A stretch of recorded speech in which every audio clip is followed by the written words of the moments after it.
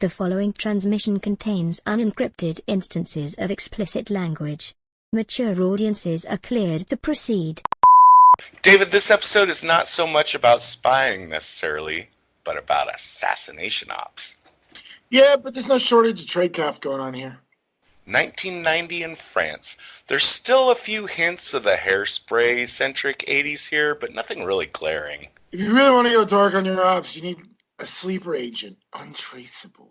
I really think Hospital Work is such a great cover. Yeah, weird hours, and it's not like anyone can just show up at a hospital and ask to see you. What's a cleaner, David? That's the motherfucker you send in to clean up when your ops go south.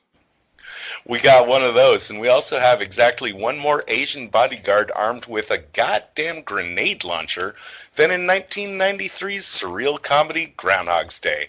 David! Are we here today to talk about La Femme, Nikita? Yes, we are. Shall we begin?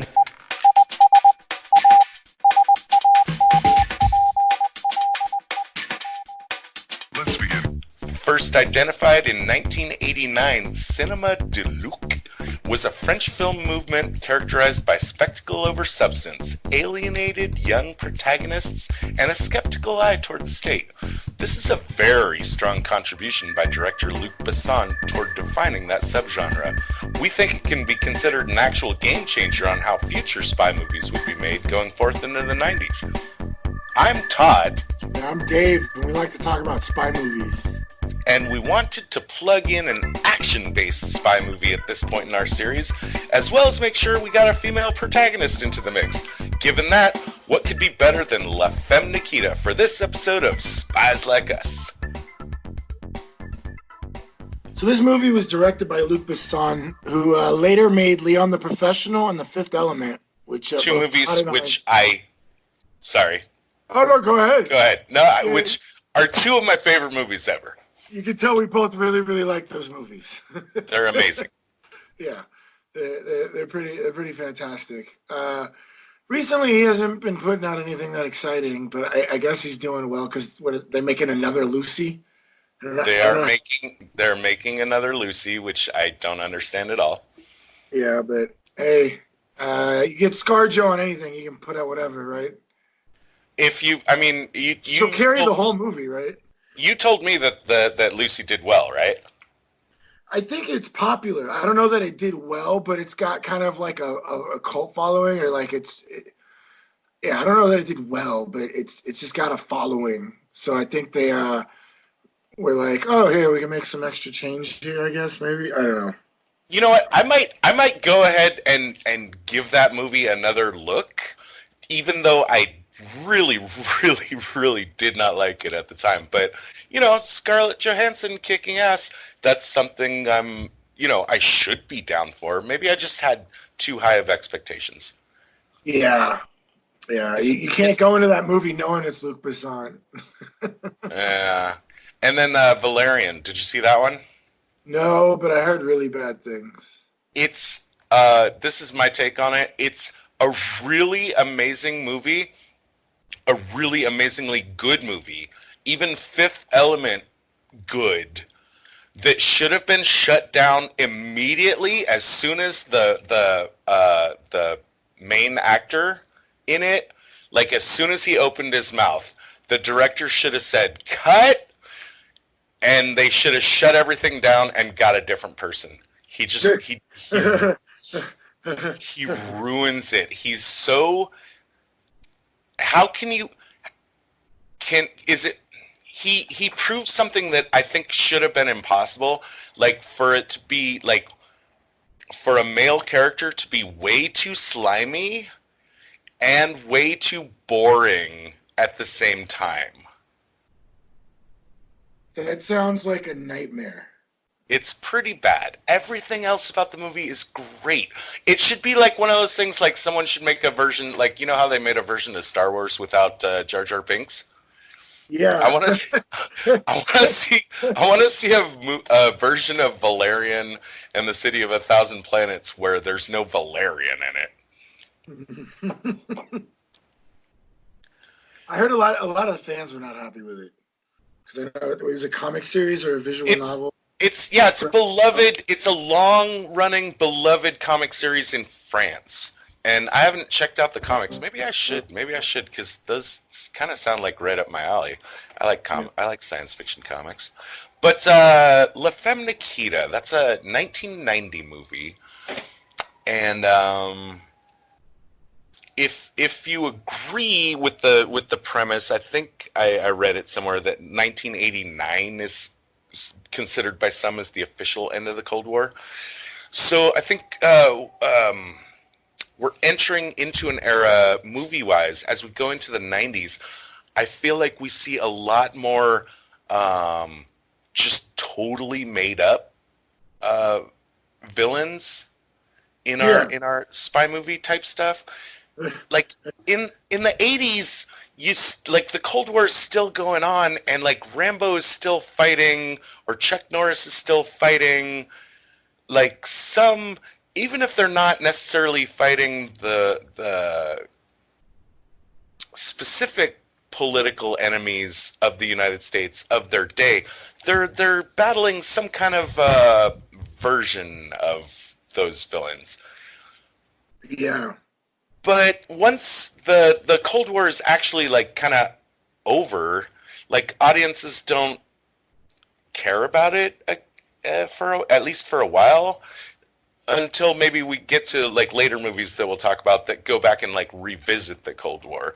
But at the time, like 1990, I feel like audiences are like, okay, Cold War over, let's move on. And this is a real 80s style action movie. Like again, like even though it's 1990, it's very 80s style. It's a little bit above the rest though, as far as the action goes, because the action was definitely top notch versus like your typical 80s shoot 'em up, where it's just like unlimited amounts of ammo and just like shooting people. There was like actually some pretty cool like action sequences in this one. Oh yeah. And you know, the two things that at least I associate with this movie is I feel like it's the first time that I really saw a badass female protagonist. Yeah, as far as like in the mainstream, right? I don't think I mean, like, I think Wonder Woman was around prior to that, but we didn't really get like a kind of norm, or I guess elite, of a female character, at least not within those like recent decades. So it was nice to kind of get like a badass chick with some guns, right? And you know, I mean, that's interesting you bring up Wonder Woman, and I'm not even sure that I guess Wonder Woman had to have been. You're talking about the TV series, of course, right? Yeah, the Linda Carter, right, 60s or 70s or something like that. Yeah, no, I think she was. Yeah, I think she was like early '80s. But and yeah, it's cool to see her. And again, I really super support Wonder Woman and think she's awesome. But you know, it's just kind of not really what I'm talking about. Like this is an actually like gritty, gonna shoot you in the face, like boom, boom, boom, guns in hands, kind of. Oh, protagonist, kind of like well, I don't know if we'd call her an anti-hero, but yeah, I guess she's kind of rogue. She's getting her hands wet. Yeah, she's definitely not like the poster child, I guess. Do you I wonder, like, do you see like any? I'm not super familiar with the Harry Potter stuff, but like, do you see what I feel like I see? Like, also, this is kind of like, I feel like one of the first films where you get this person that is taken off the street and taken into like a training period, introduced into like a weird alternate world, or is that just me? Are you saying this is the first time that it's been done in like major cinema? I can't think of things that occurred before this movie that had this kind of feel of taking just a young, naive person off the street and showing them what's up and giving them, like, through like training, and through an establishment, like having resources poured into them to make them a badass. No, I don't know. I'd have to look into that. You kind of caught me off guard there. Okay. I'm gonna, Well, I'm, anyways, I'm gonna have to dig into it because I don't know that there's a movie like that out there. I think that was one of the big selling points of this movie. I think I think that's why. I mean, there's always like the story of like the peasant that turns into a knight, you know. But I don't know that they were specifically taken against their will and trained to be a knight. But the That'd be story, like Percival, who's my favorite of the Arthurian knights. yeah, I mean, those stories they kind of climbed the ladder, and they were trying to climb the ladder. And this, it's like she's kind of taken in because of circumstance. It's not like this is something she chose, and she resisted it at first anyway. She wanted to be, she never wanted to be a hero. She was just kind of pulled out of the streets and shown potential. They saw potential in her. And like, Yeah. And I know we recorded the main segment of this later, but in recent days I had an insight which I wanted to share with you, and then we'll get right into it. But I was thinking about the nonsensical idea of taking a heroin addict nihilist and turning her into this perfect assassin. But after we recorded it, and while I was still thinking about it later, I was thinking, no, maybe that's exactly what makes perfect sense about it.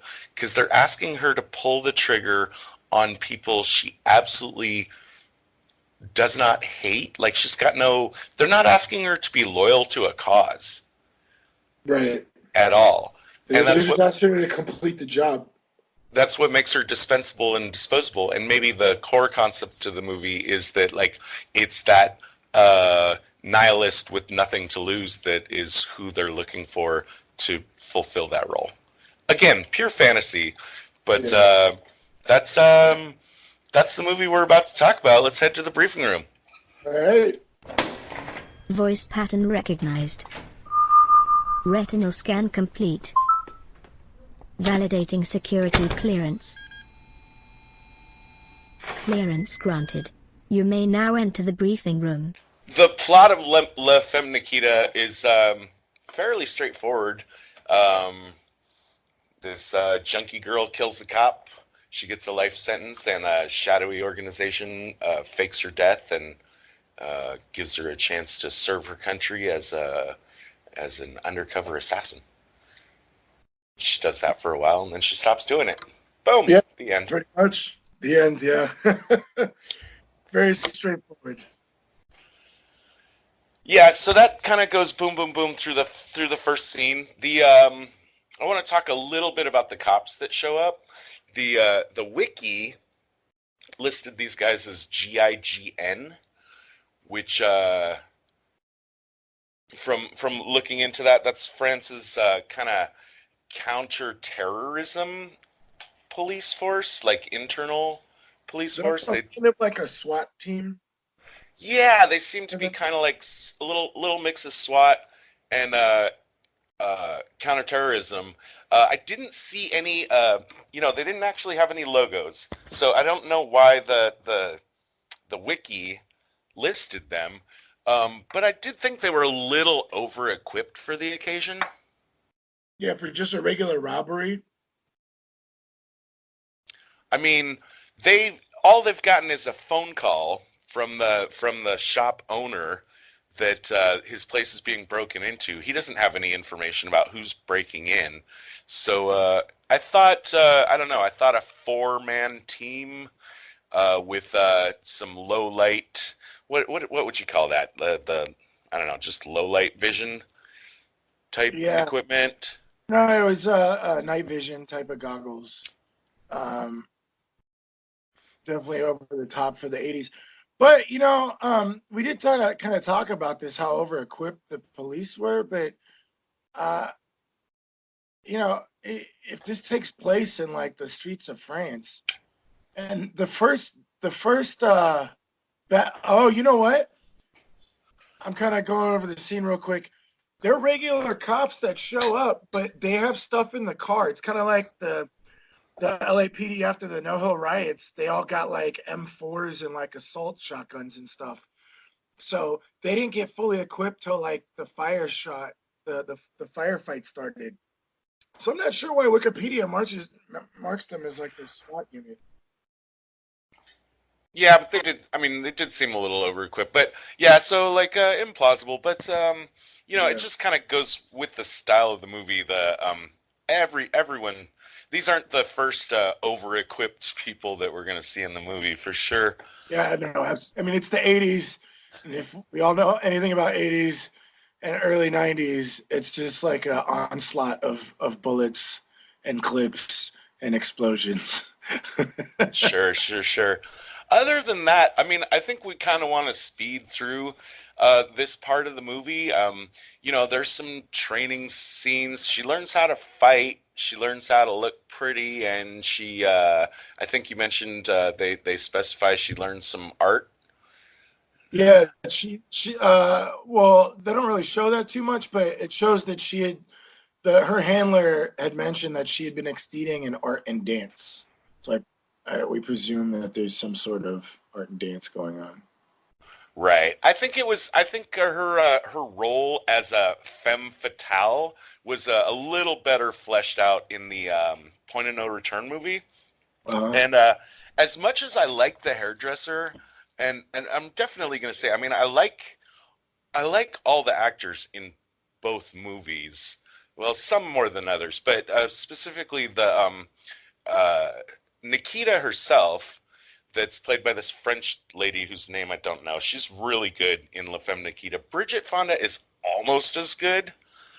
I'll point out that the hairdresser in the Point of No Return is played by Anne Bancroft, which Oh, is which is one of those like ultra famous Hollywood names that I know but don't know anything about. right. Yeah. But she was like outstanding and magnetic in the Point of No Return. And Yeah.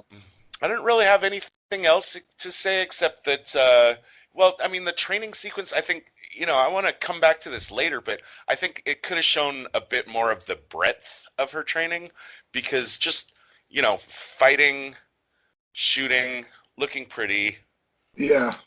is pretty much all that we see her learning to do. But And later in we the don't movie, even get like a montage sequence. We get like just kind of like an array of short scenes.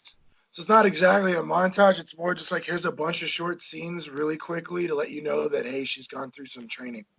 But like I don't think the training really one, really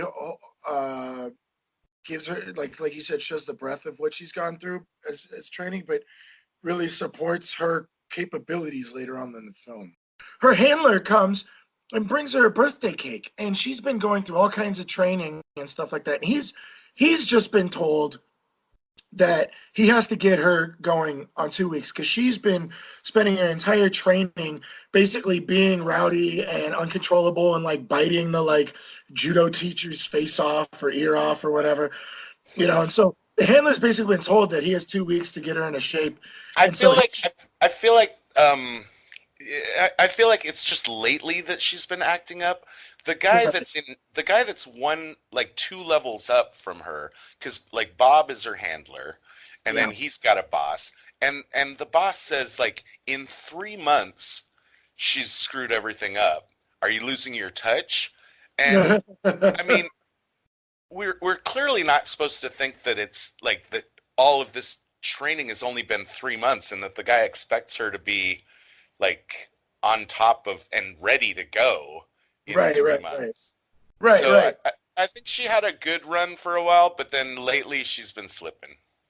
Yeah, and well, and if he says like, "Are you losing your touch?" Maybe in times past he's gotten people through training quicker, I guess. Um, but this is like, as a segue to what Todd was talking about, this is pretty much like Bob's last ditch effort to motivate her.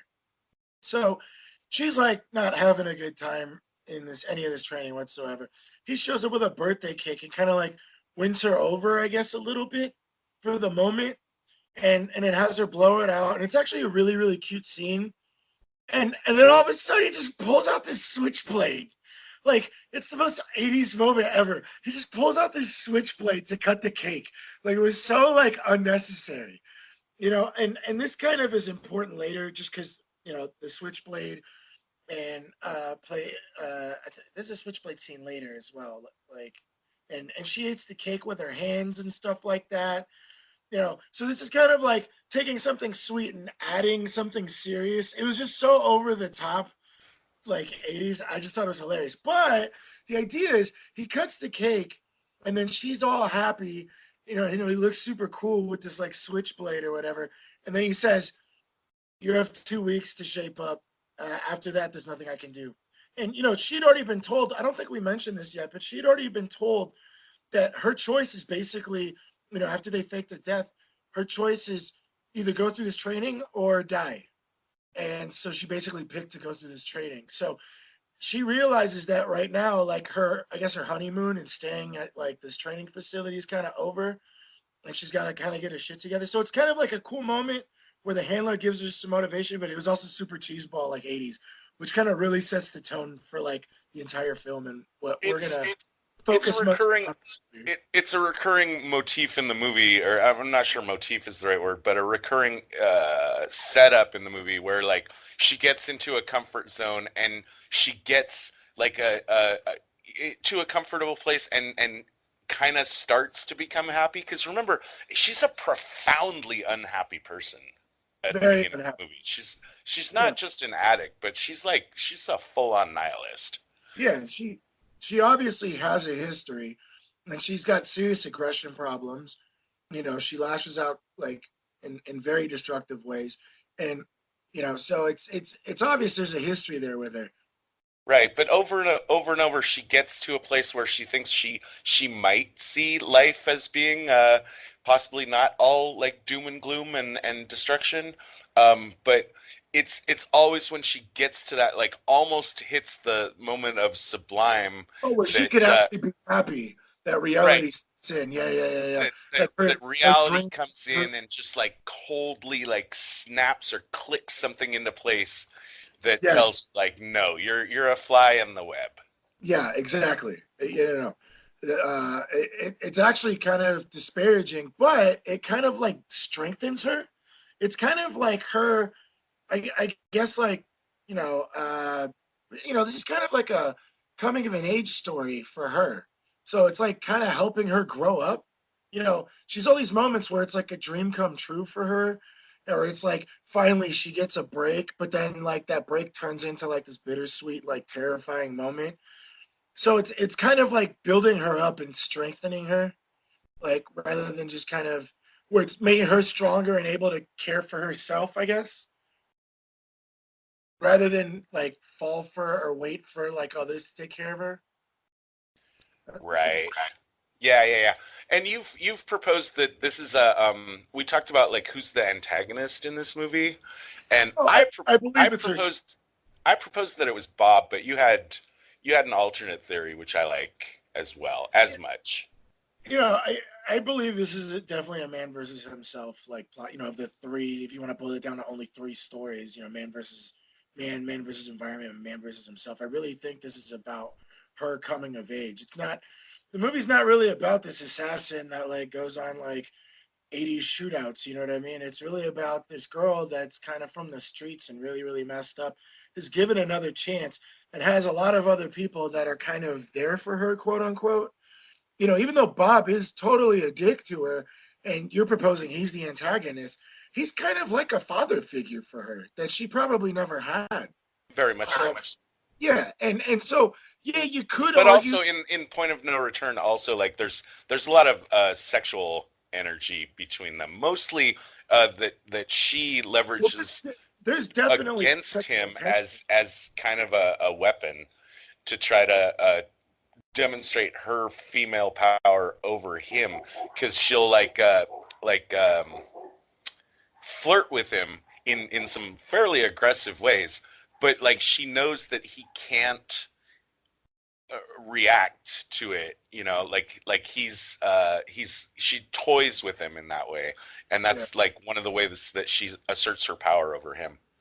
Well, in this film, there's definitely a lot of sexual tension, but not as much as like you're describing in Point of No Return, where she's like using it to her benefit, but it's obviously there that there's sexual tension between the two of them. She even gives him a kiss at the end of her training, which we'll get to, and says, "I'll never kiss you again." Like, like, but it's obvious there's like a little spark between the two of them, But I I can definitely see the idea of him being an antagonist, but I don't think he's like the antagonist. I think she's her own antagonist, where she has to make her own decisions to grow up I and like it. take advantage of kind of the cards that she's just been dealt and either decide to live or, fail or whatever. And we see that actually a lot throughout the movie where she's put into situations that she has to get out of. In this case, after the birthday cake, she does step up to the plate. She shapes up, and it seems like they set up. She finally gets to go outside.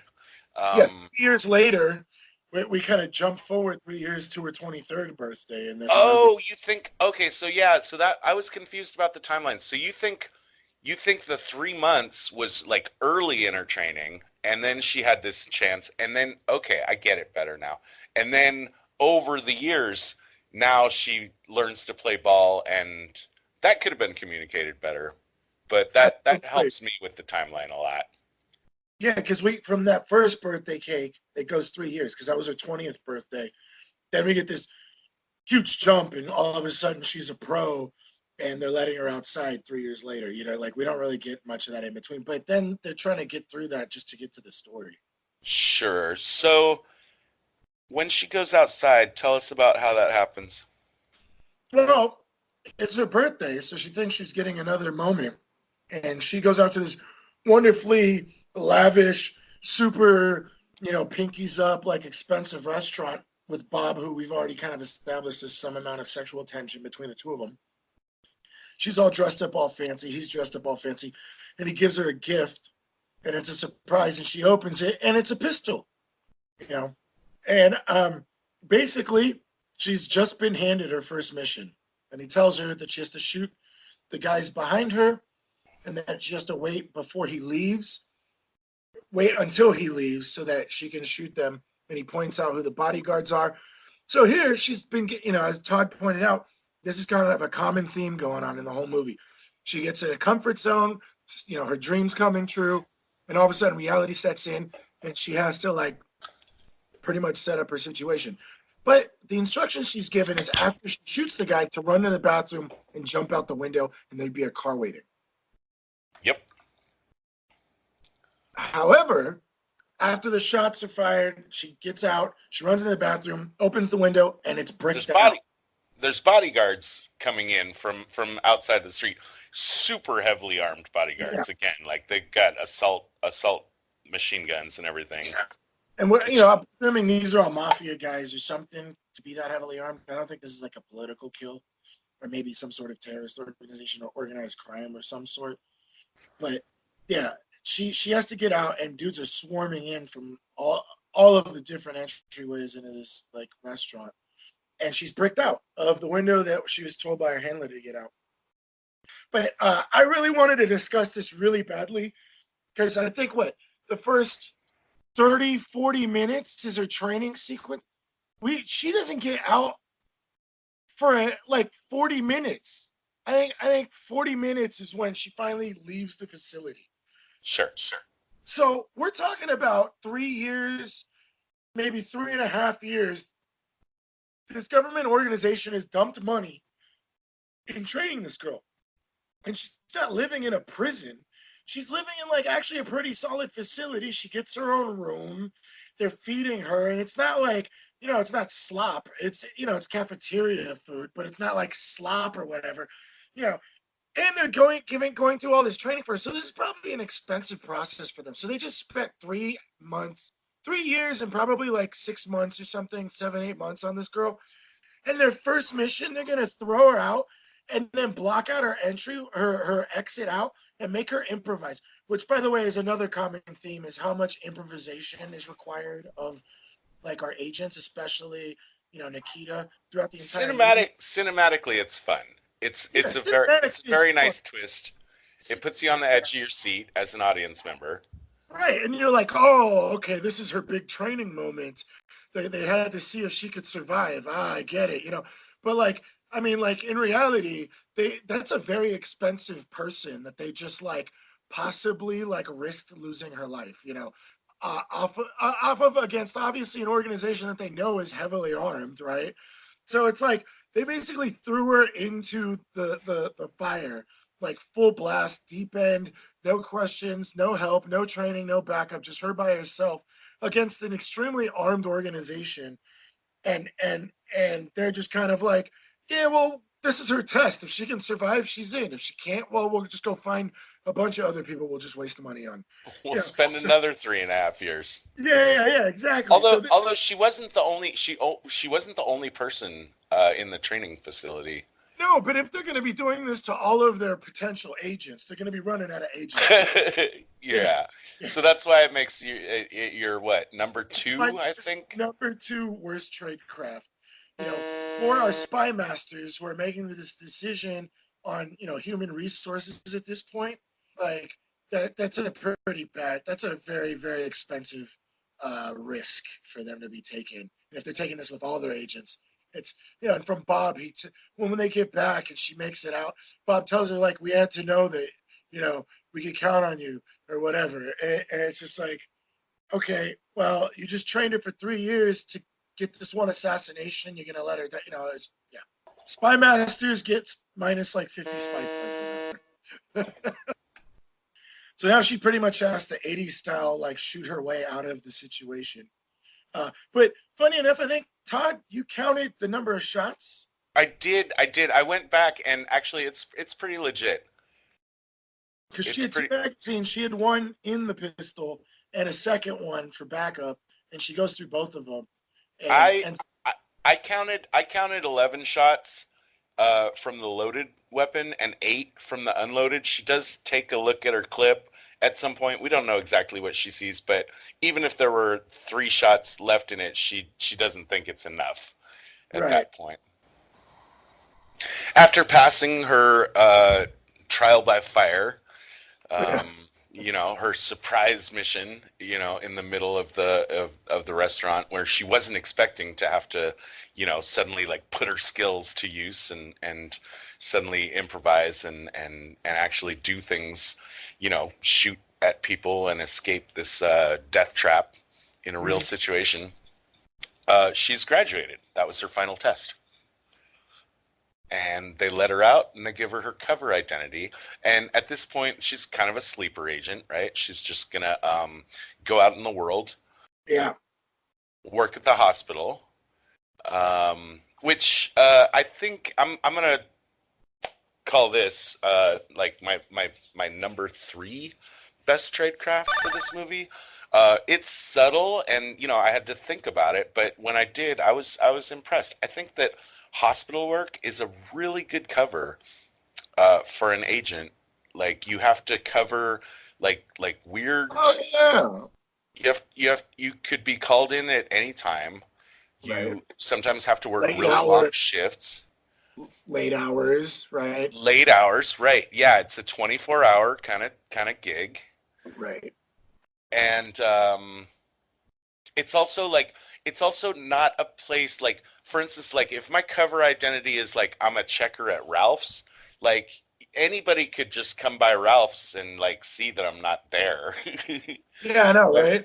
Yeah. But a hospital is like someplace it's very difficult. Like, it's a huge complex with a lot of people doing a lot of things and people being assigned in weird places. It's not a place where you could just like stop by and check in and say like, "Hey, how's Marie doing?"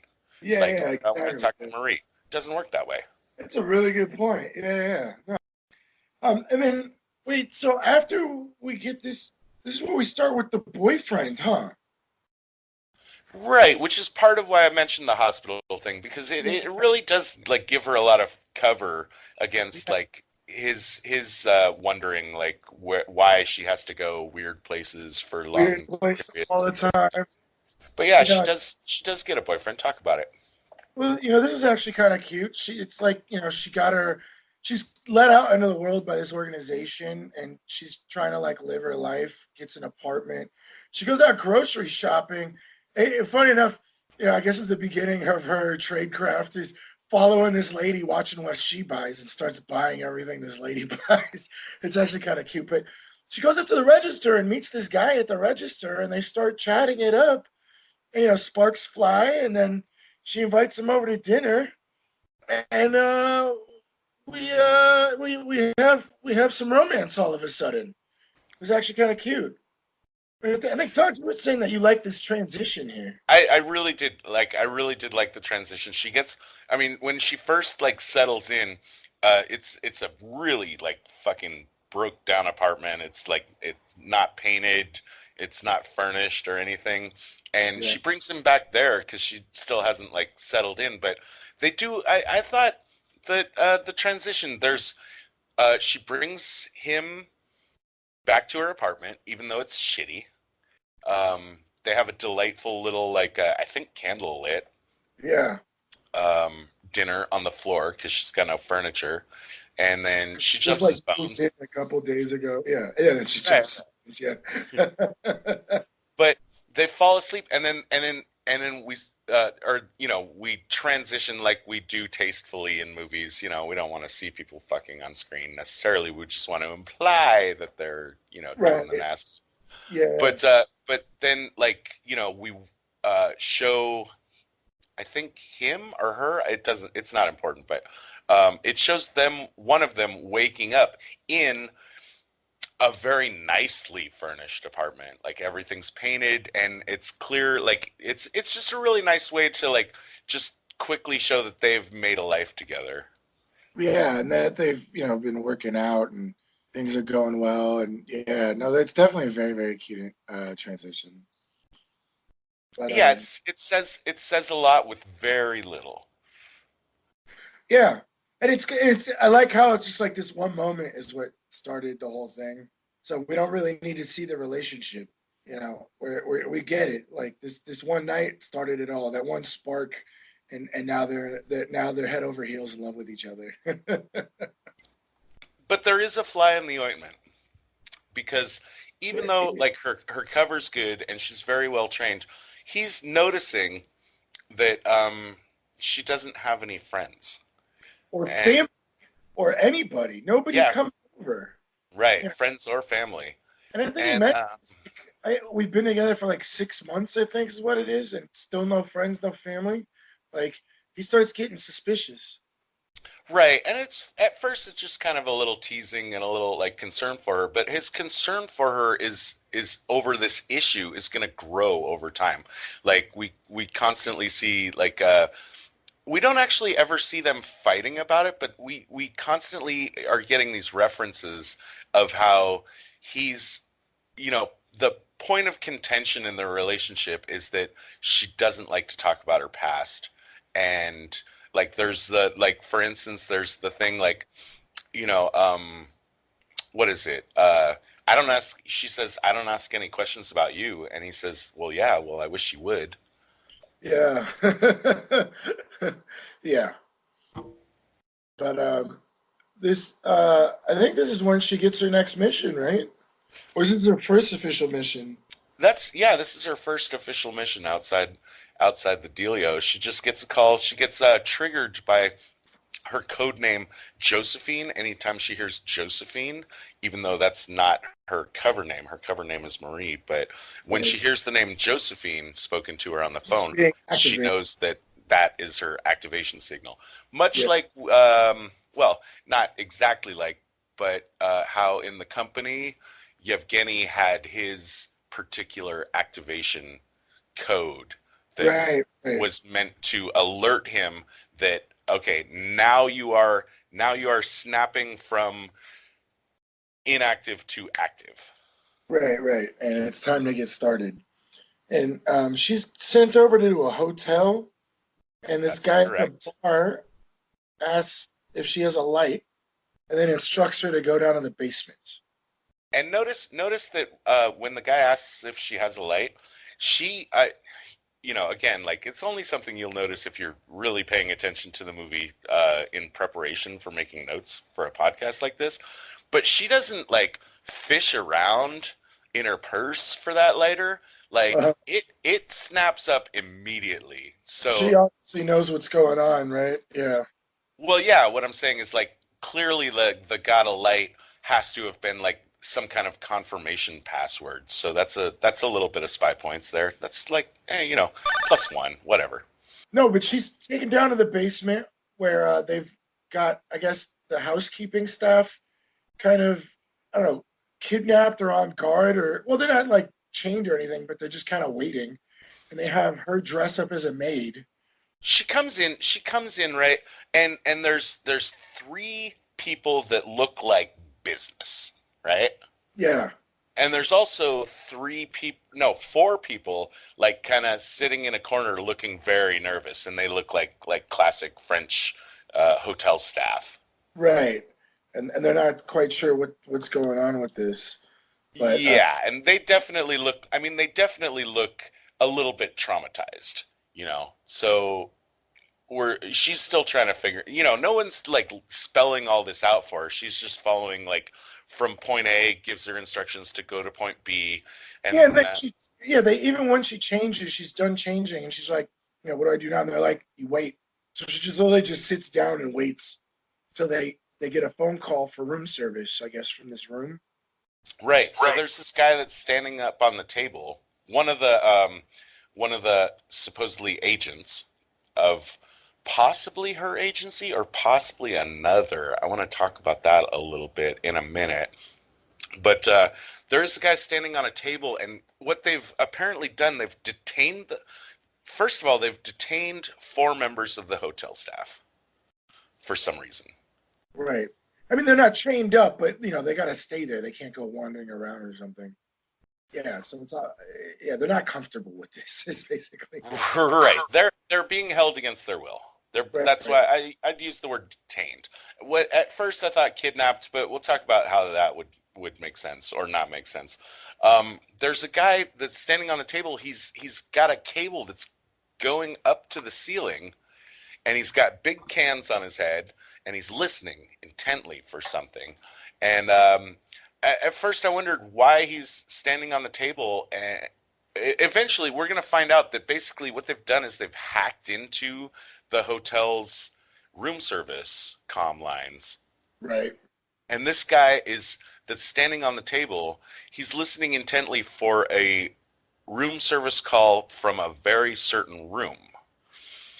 And as far as why he's standing on the table, I think it's because he was supposed to bring a longer cable than he did.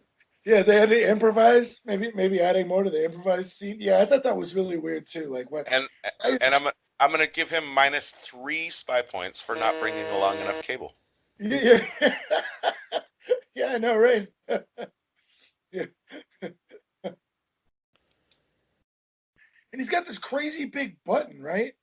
Which I guess is when they're waiting for a specific room, so he can hit the switch and direct the call to them. Is that what's going on? Yeah, I think so he's got this like I don't know, box or not. I don't want to call it control it, but a box with a big red, like a panic button, Yeah. kind of thing, and it's bright red.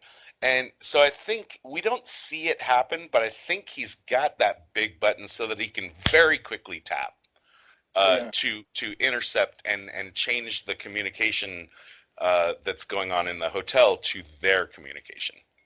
Yeah, yeah. So I think it's an interesting like setup on this, where they've hacked into the room and stuff like that. I think you marked this as one of your favorites. I did. In fact, I'm gonna go ahead and call this my #1 best tradecraft in the movie. This whole mission where they hacked into the. I mean, what we're gonna find out is that basically it was just an operation to sneak some bugs into a particular hotel room. Yeah, But they put bugs in all this, kinds of fun spots. Like a but salt this, shaker.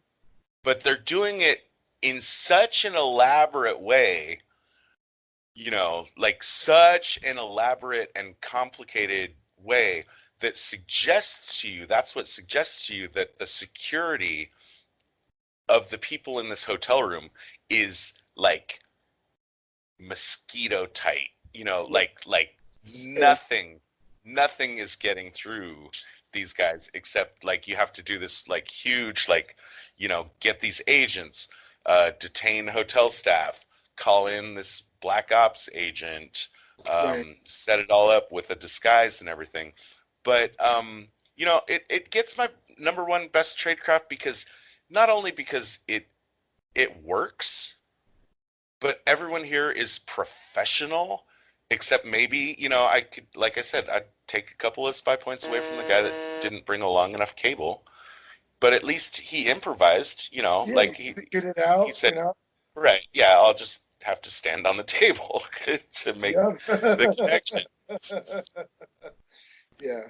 Um, but yeah, that's my number one. That's my number one best tradecraft of the movie.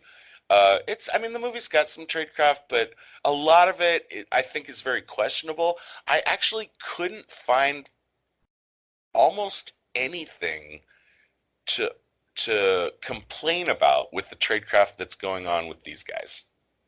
Yeah, no, they put bugs in several different implements. They got the salt shaker, the spoon, or whatever. They had one hidden in the handle of the coffee mug.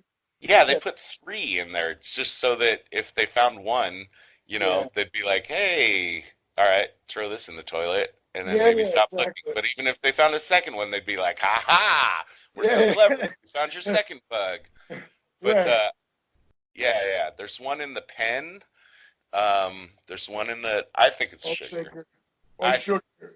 Yeah, it could be either, especially since it's France. But yeah, but it was in a shaker, which I've never seen sugar in a shaker, but apparently Todd has. So what I want to ask you about this though is like, if there's one thing I want to dig in on this is like, what is the end game here with those hotel staff? Because you can't do this and just like finish the op and just release these four people back out onto the street, or can you? What do you think? Well, I would presume that they have a relationship with the hotel, that they talk to like a higher up somewhere and was like, hey, we're with the government. Here's you know, our credentials or whatever. We have a situation. We would like to get involved in this situation. Please help us. And then maybe the hotel staff themselves aren't really aware of what's going on, but they've been given orders to just follow what these guys are saying. Yeah, it Um, would be messy. It would be messy to like directly tell the hotel staff that's four people that you don't know, haven't vetted. right. You don't know who they, Yeah, why are they're they even in that room? Why not detain them somewhere else? Just send them home for the day or something. That was really odd. Actually, come to think of it, yeah, you bring up a good point. What, like, even if they worked with the hotel, why would they have the four people?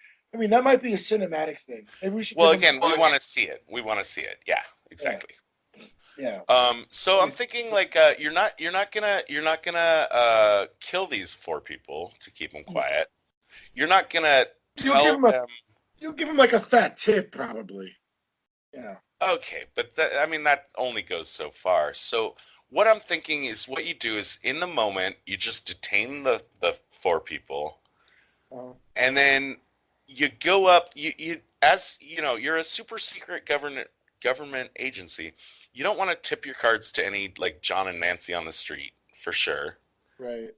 So maybe, but maybe at some level, like at the hotel manager level, is one place where maybe you do say like, "Hey, this happened, by the way. Uh, you're gonna have four unhappy employees. I want you to give each of them like a $2,000 bonus." Right. And tell them to just be quiet, and so they don't need to know anything.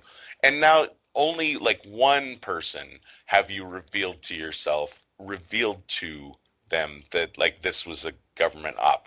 And maybe it goes higher than the hotel management. Maybe it's the owner of the hotel. Like I think the higher up the chain that you can have an agent go in and say, "Look, this was a government thing. You need to shut up about it because and you need to play ball because I mean, we're the government. We can do all sorts of things to your hotel. We can just like revoke your hotel license or whatever." Yeah. But I think the best move is to like at the highest possible level tip your hand slightly. You don't have to tell them what the op was or anything. You go in, you say, "Look, we detained 4 of your hotel staff. They're not going to be happy. They've seen some things.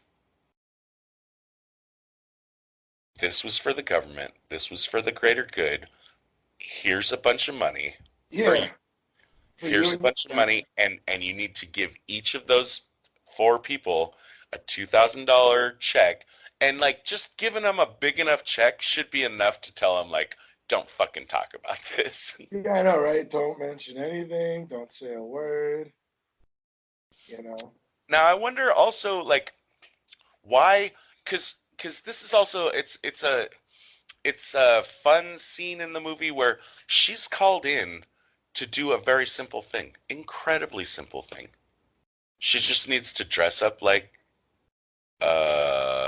what would she hotel employee. Yeah, oh yeah. So that was one of the kind of, I guess, fun things in the movie was, she's been going all through this rigorous training on killing and beating people up, and then her first mission is an assassination mission. And her next mission, like they kind of set up this whole tense moment where she's dropping off like this like room service. The whole time she doesn't know what she's going to be expected to do. She has no idea. They're just like sit here and wait till you get further instructions, which is also a common theme in this movie. Just wait till you get further instructions. They send her up, and there's like guards at the door of the hotel room, and they just take the tray from her, give her like 200 franc tip, and then send her up. Like $40 is what I saw. Is what that would translate into. It's not huge, but I mean it's nice work if you can get it for just taking a tray of drinks up to her room. Yeah, exactly. So, she's given some cash, and then she goes back down, and she asks the guy that she met in the basement earlier, like, "What's next?" And he's like, "Go home." That was it. It was kind of anticlimactic, but it was kind of fun because we got this tension. It was anticlimactic in a fun way, for sure. Yeah, exactly. Yeah. So why use her for this? And here's my theory: is and it's just a pet theory of mine. I think that the center, which is what is, it's never stated in the movie, but the center is who she works for. That's who Bob works for. Right. And they train these super black agents. They're not used for, they're not like the kind of classic like spy cover that we see like, ambassadors or people that work at embassies are often recruited as spies. But those are people that are like, I don't know, they're seen, they're in and around the game. With her, it's just like she can just like be put into place really quick and then taken out of place really quick, and that's it. Like there's no connection for counterintelligence to like track her presence. She's still new in the game, right? So they, at some point in an agent's life, they know who you are. At that point, I guess the other agencies know you, I guess. Right. But she's like fresh out of training. She's never been used before. Her whole life before this was being a junkie. So, I think you got a good point there. So so my pet theory is that, and I think we'll see this again with the assassination scene in Venice, where she gets like the center, I think, specializes in training these super untraceable black agents to just go in and be inserted into another agency's op as an untraceable person that can just like go in, do a little thing, and get out and not leave any trails behind because they weren't part of the larger operation. There's nothing to trace them back to.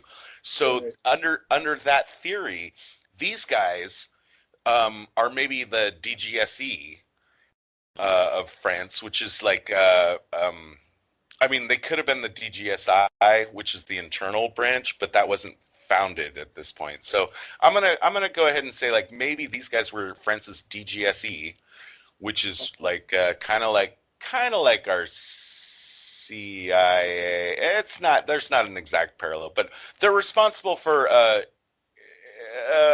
security, not security operations and covert operations of national importance. Right. And maybe they just like the center just supplies her as like almost like a temp. Oh, I see what you mean. Right. Well, that makes sense because they sent her all these random missions, I guess.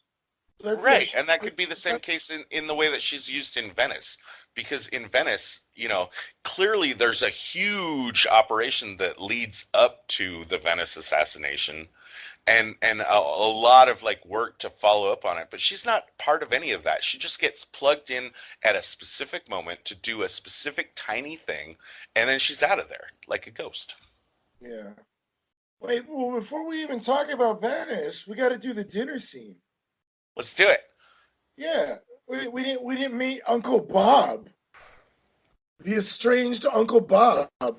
Right. So Yeah. the Uncle Bob scene is him Bob showing up at her apartment to have dinner with her and her boyfriend. And I forget whose idea was this.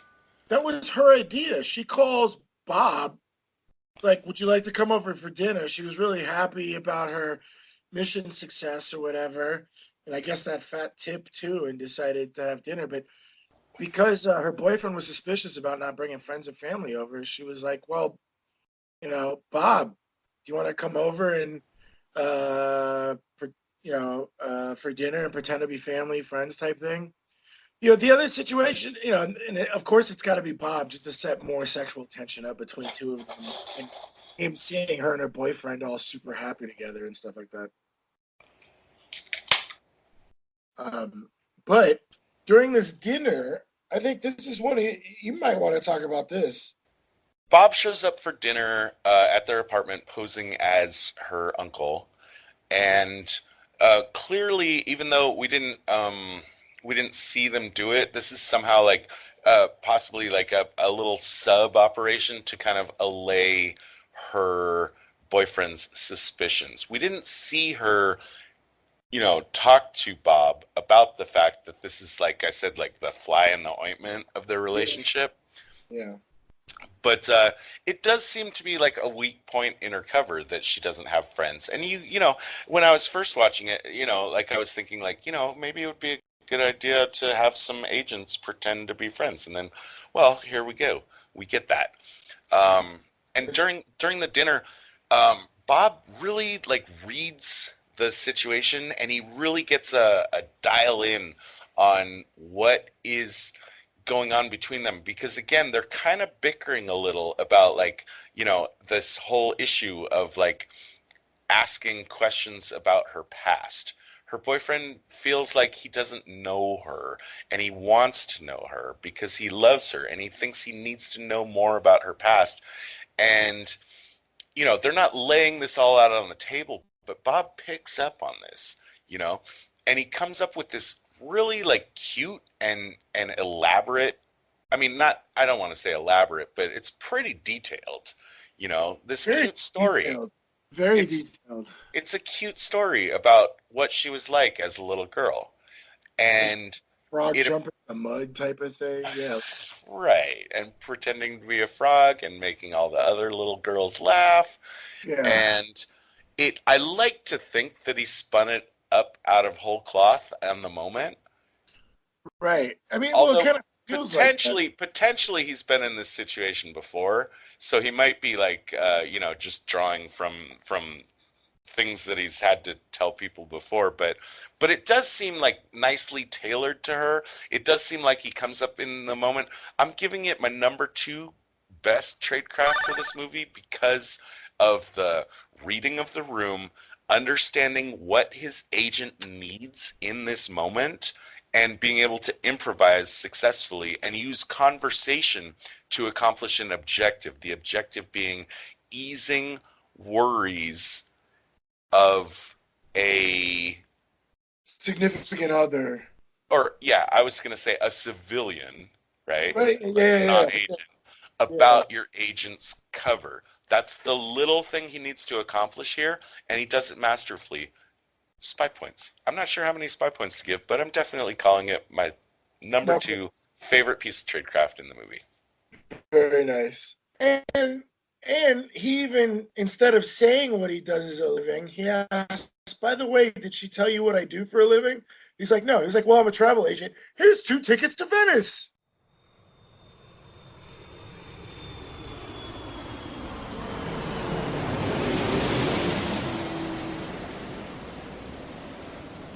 And here we are in the lovely, romantic Venice, Italy. We have our beloved couple of Nikita and our unsuspecting boyfriend. Well, yes, very suspecting, but I guess appeased boyfriend after Uncle Bob's free trip to Venice. And they do the Venice couple things, riding around boats, taking pictures, drinking wine. Very romantic. It's very romantic. Very romantic.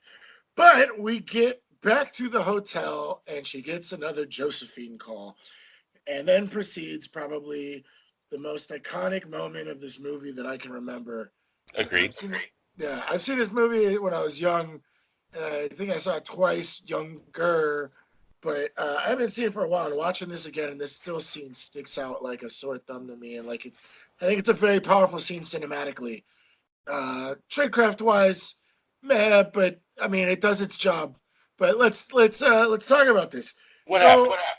So they're kind of on this like wonderful romantic trip, and I guess they're fiancés at this point, right? Yeah, it was supposed to be the trip to Venice is supposed to be an engagement gift from Bob.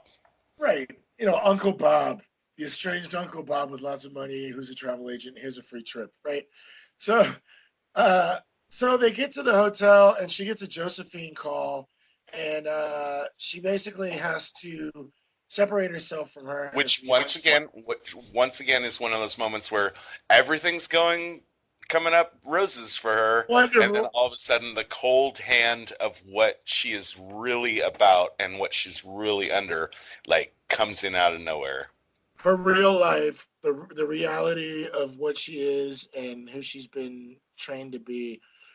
And she basically goes, and I guess they were about to become very romantic at the hotel room, and she had to cut it off and basically pull the I don't feel so well, I want to take a bath type of excuse.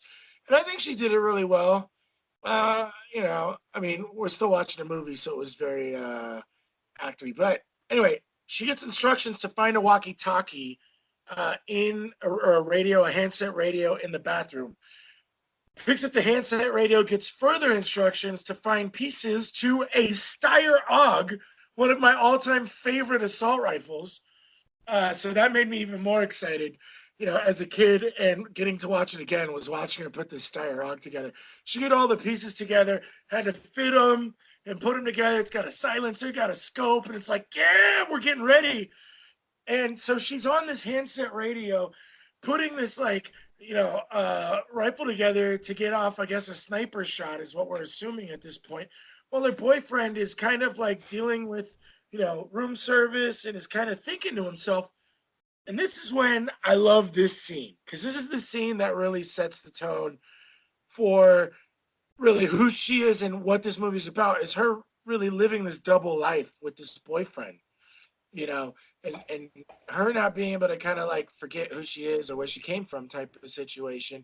She's sitting here in the bathroom with a headset on her ear, getting instructions about taking out a target, holding a giant assault rifle with a silencer on it, while her boyfriend is trying to have a heart-to-heart conversation with her, because he's really upset that he feels through the bathroom door. Through the bathroom door. So he has no idea what she's doing. And so this is a super tense scene where she's trying to pull off this mission and her boyfriend's trying to have a heart-to-heart talk at probably the wrong moment.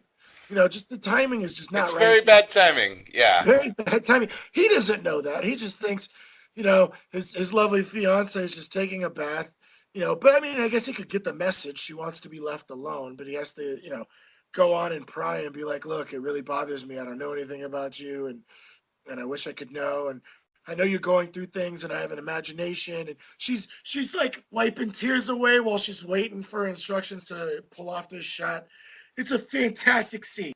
Yeah, well, I mean, I like the scene, and as I mentioned before, Point of No Return follows La Femme Nikita very slavishly all the way until the last mission. And we're still in the, like, I'm not even sure if you watch these, if the timing is the same, but if you watch these movies like side by side, in like two windows, you'd just be seeing the exact same things happening, the exact same things. And the scene is the same in Point of No Return. And I think in both cases, they're both like really powerful scenes, as you said, but I gotta put my spy thinking hat on here a little bit and think about this. Now, again, like I said, like I think the whole idea here is that they insert her, because again, she's just gonna show up, take the shot,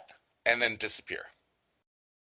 So again, my pet theory is that the center supplies exactly this kind of asset to other broader espionage or covert operations. Yeah.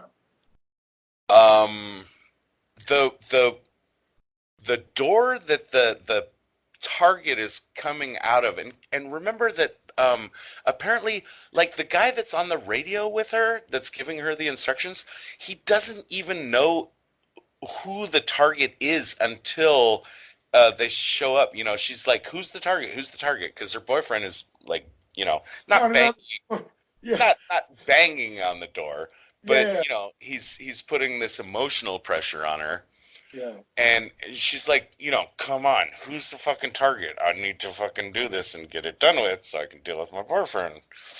And but they don't know until the last minute. And it's a weird, like, it's a weird little side door that they're coming out of that it's a like a kind of a it's so hard to try to describe like the architecture of Venice. It's so different than like the kind of cities that we're used to. But it's a back door that is very secluded, and the only way out of there is by boat. And so it does look to me like a kind of place where the targets of the operation would have felt very safe. Like leaving this place through, like they would think like, well, it was right next to the canal. They had access to a boat that they could jump off of. I don't know how many of those are in Venice. I assume a lot of them. But it was like the door was right next to a boat. Like the shot that she has to take is from like 3 stories up, and there's even like a big pillar in the middle. Like it's a very like, like normally what I'm thinking, what I'm trying to express here is like, usually when you are trying to take out a target with a sniper, you want to like be in a place where you have like a broad field of view. This is not that. No. This is a very tiny, narrow window where there's literally probably going to be like 7 seconds between the target exiting the door and becoming visible and getting on the boat and being in a crowd of people and being no longer a valid target. Plus, within that 7 seconds, there's probably like a good 1 second in between where this pillar is going to be in the way. So like, it was extremely specific, and I like that idea. I mean, I like that idea that this is like, someplace that they thought like, there's no way we can be observed from here, but the quote unquote good guys, our French center people, have figured out there is this tiny one little bathroom window that the shot could be taken from. But as much as I like all of that, I gotta give it my number 2 worst tradecraft in the movie, because There's too many things that could have gone wrong here. Yeah, The timing, variables. Yeah, the timing is completely suspicious. I understand that they could have set her up with the, getting her to Venice with the tickets, paying for the hotel room, prearranging the specific hotel room they would be in, setting up the equipment in that particular bathroom, the AUG and the radio equipment. right. But there's no way that they could have managed to have her have come back to the hotel at that time. It's just at the right time to get that phone call, right? Yeah. Right. Yeah, so it falls apart there. I'll call it my number two. I'm not taking anything away from how great of a scene it is, Yeah. but it's my number two bad tradecraft. And if it wasn't for the fact that there's some much worse tradecraft Yeah. on the horizon, Yeah. this could have easily been a number one in another movie. But we're gonna get some worse stuff coming up. Yeah, it gets pretty bad. Following after this, yeah. After Venice, we get to the final job that she does in the movie, and this is one of the longest sequences, and this is where we get to our finale and our denouement. Her last job is a lot more complicated than anything that she's been asked to do previously. In fact, she gets handed now, after having to do just these little weird little drop-in missions. Here she's actually handed an operation that she's supposed to lead. She gets 5 months to plan it out, and she's told that she can choose her own team and how she wants to go about accomplishing the mission. And I want to talk about this, going back to, our training segment of the movie where we're shown that she's learning how to shoot. Well, actually, turns out they didn't actually need to teach her how to shoot. She was a really good marksman. Yeah, in the first place. But learning how to fight, learning how to seduce, which is actually something she never really does in this movie, right? I mean, at least it's part of an op. Yeah. Kind of weird. Yeah.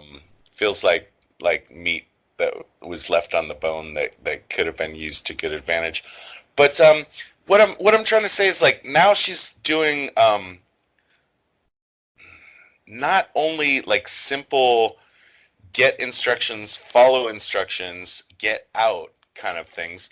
She's handed a complex operation that she's supposed to manage and plan.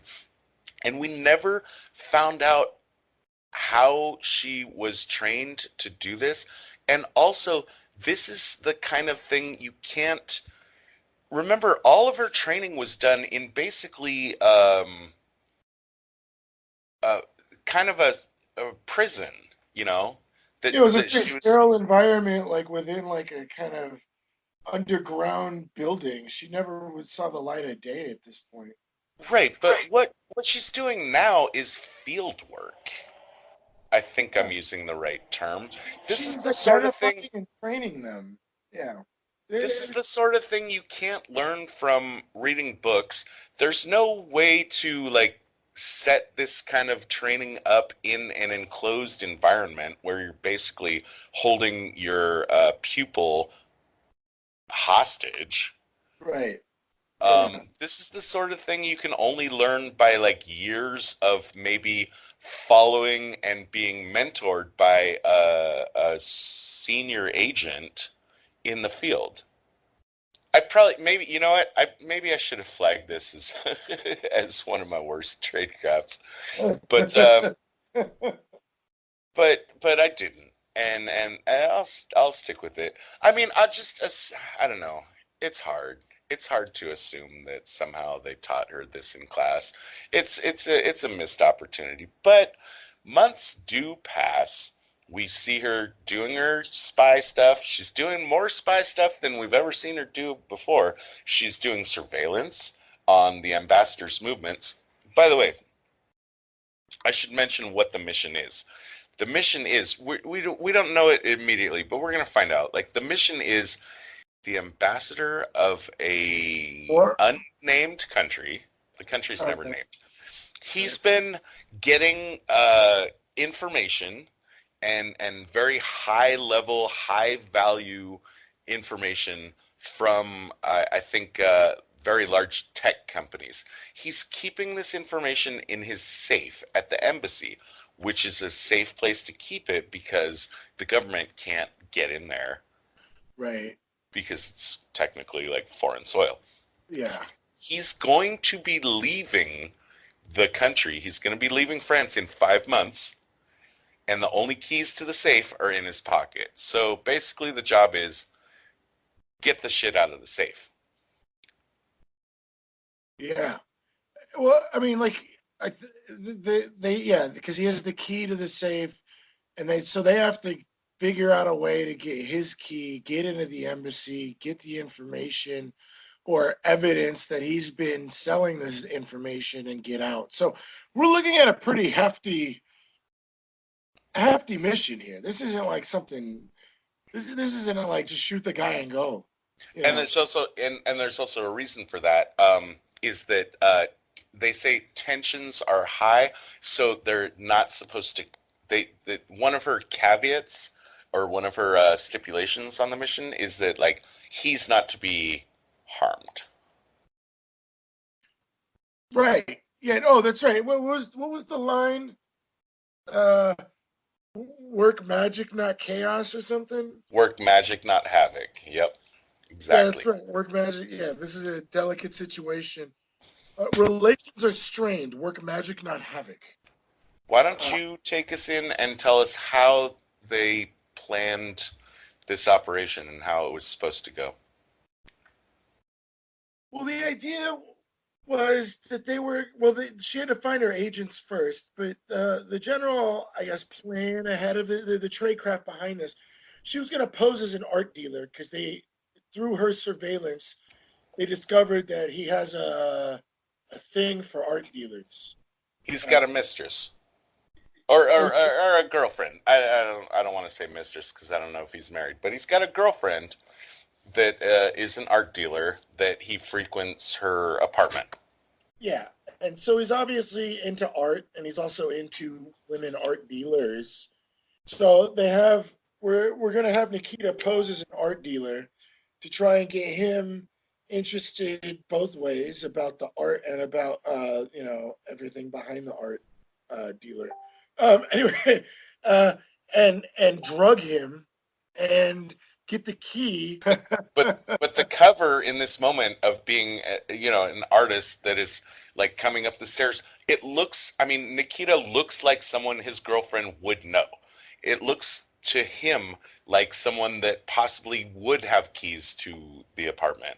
It looks to him like someone that, I've never seen you before. I don't know who you are, but you look legit because and attractive. Right.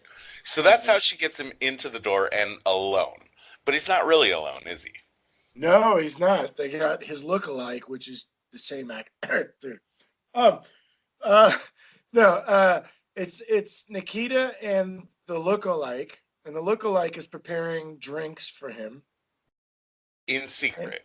That guy's hidden in the kitchen. he's gonna drug the drink, and the guy obviously drinks. They've watched him drink before, so they're just gonna. And that's another thing of why it would be a good idea to have it at the girlfriend's place. He's used to the pattern, that's his his bell to eat, in the saliva type of situation. This little Pavlov's moment is like, oh, I need a drink when I'm in this room. So they prepare him a drink with a drug in it, and then just before he's about to drink, Nikita pulls a gun out on him and just tells him to drink, which I'm really confused about. Why would you do that? Why, So this is actually going to make my number one, by far worst tradecraft moment of the Femme Nikita. By far, you say? By far. There is no purpose to this. The guy is conscious and would remember you, or at least remember something about you. She is wearing sunglasses She is wearing sunglasses, okay. and a wig. And a wig, but I mean, something. There might be something he remembers, okay? Uh, or even there could be surveillance cameras in the building, and they would see who walked in and out and whatever. I presume in the parking lot or somewhere down the street or whatever. The point is why, when there's no threat in this situation, the guy's gonna drink the drink. Why are you gonna point a gun at him and force him to drink the drink that he already wants to drink? In fact, I think he's the one that asked for a drink. I don't understand the point of this. There was no purpose to this other than to create a problem. And that problem is, hey, guess what? You're at gunpoint. We're not the people you think we are. And now you're in trouble. And I want you to finish the drink. To which, if it was me and I was about to drink a drink and somebody pointed a gun at me to tell me to drink a drink, I wouldn't drink it. I'd be like, go fuck yourself, shoot me. Because at that point, I would think they wanted me to look like I was killing myself. And I would rather not give them the benefit, not give them the enjoyment of getting their mission completed. I'd be like, go fuck yourself. I'm not drinking this drink. You know, go, get out of here. Like, you know, so to me, this is the worst decision probably in the entire movie. And there's some pretty bad ones coming up. But this is why even do that? There was no point. Anyway, sorry. Okay, but regardless, I mean, the plan is still going according to plan. The look-alike guy, the agent that she had planted in the apartment, who looks amazingly like, very similar to the ambassador, and we think we're actually, I'm not 100% sure it's the same actor, but I keep watching it again. I think it is. I think it's the same actor. I'm almost positive it's the same actor. There's no other. Yeah. Which is plus 5 points for her for recruiting a guy that looks this similar. Yeah. Yes. But so like the next thing that's supposed to go on is like he's so now he's putting on a wig and he's dressing up like the ambassador, and I guess they're gonna get the keys out of the pocket, right? Put it into his pocket and have him leave the apartment, be escorted by the bodyguards back to the embassy where he will use the keys to open the safe to get the info. Cool. I'm a little weirded out that, like, you know, the bodyguards probably would have noticed that his voice is not the same. It seems dicey. The plan overall is pretty good, but it falls apart if you really think about, like, you know, like bodyguards are supposed to really know the person that they're bodyguarding. Yeah. And this guy would have had to have been like a real master of, you know, just his voice and disguising mannerisms and everything. And plus, of course, the elite group with this company where they're selling out temps, like you were theorizing, is plausible. It's very plausible that they would be able to pull this off, minus all the rookie mistakes that have been going on and are about to happen. You know, but I mean, it's a decent shot, and you know, like. Let's remember again, like this is her first operation that she's running, so maybe it's possible that she could have not thought through you know, it's not like she's, you know, yes, even if you imagine that she has been trained in this is her first time out at actually doing it. Right, with no support from superiors. She's basically running this team herself. She gets a call from someone else that's like monitoring the operation and finds out that the guards, that there's a code phrase that's supposed to be used. It's not clear, but like I presume between him and his guards or something, which is weird. Changed. Like that's pretty fucking paranoid, right? Yeah, really paranoid. Anyways, this has been changed, and she gets this information, and all of a sudden it seems like, oh, Well, now the operation is completely busted, and I have complaints about this. I'm gonna call it my number three worst tradecraft is, and I'm not blaming the movie here. I think I'm blaming her. Actually, I want to blame the people that put her in the situation of arranging. Well, no, I guess it lands on her. Um, that she didn't know that this was possible. That the guard code phrase could be changed. Now, if she's been surveilling them for 5 months, 5 months. there's one of two possibilities here. Either the guard code phrase has never been changed in 5 months, except it was suddenly randomly just changed today, which Yeah. is not plausible. Right. Or likely, yeah. Or she fucked up and the guard code phrase has been changing, like, with some regularity, probably, randomly to throw counterintelligence off.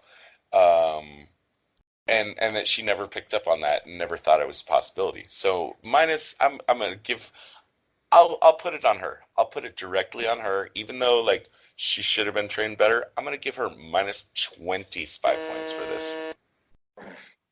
I know, man. I totally feel you.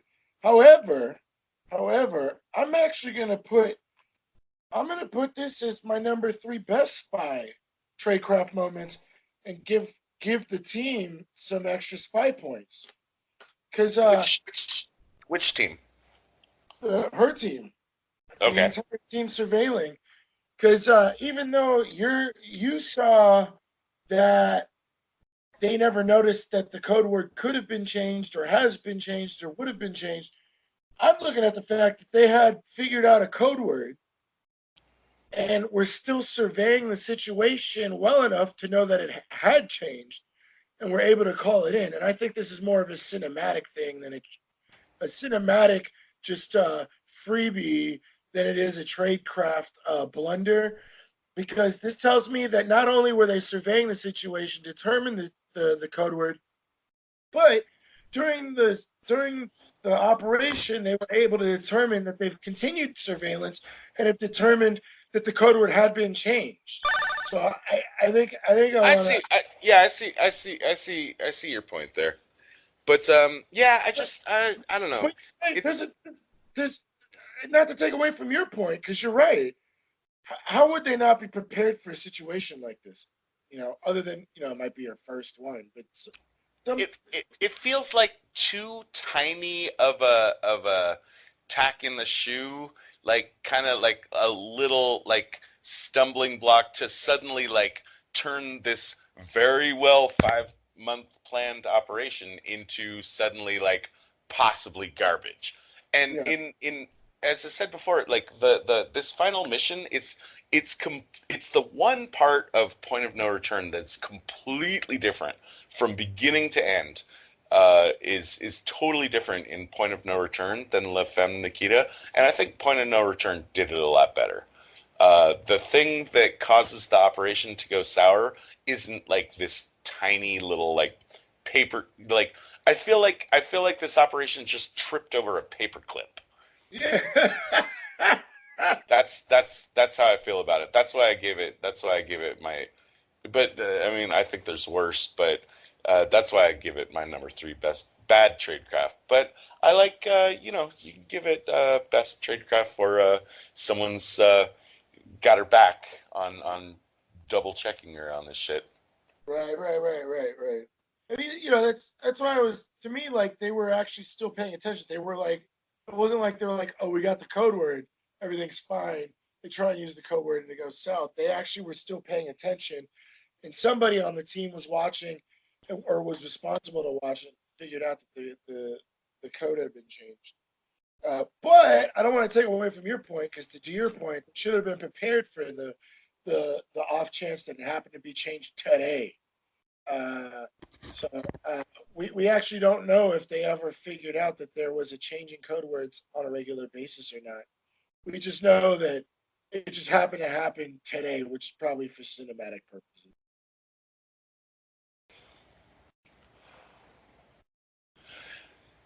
the same voice on the radio that's informed her that the guard code has been changed, the code phrase has been changed,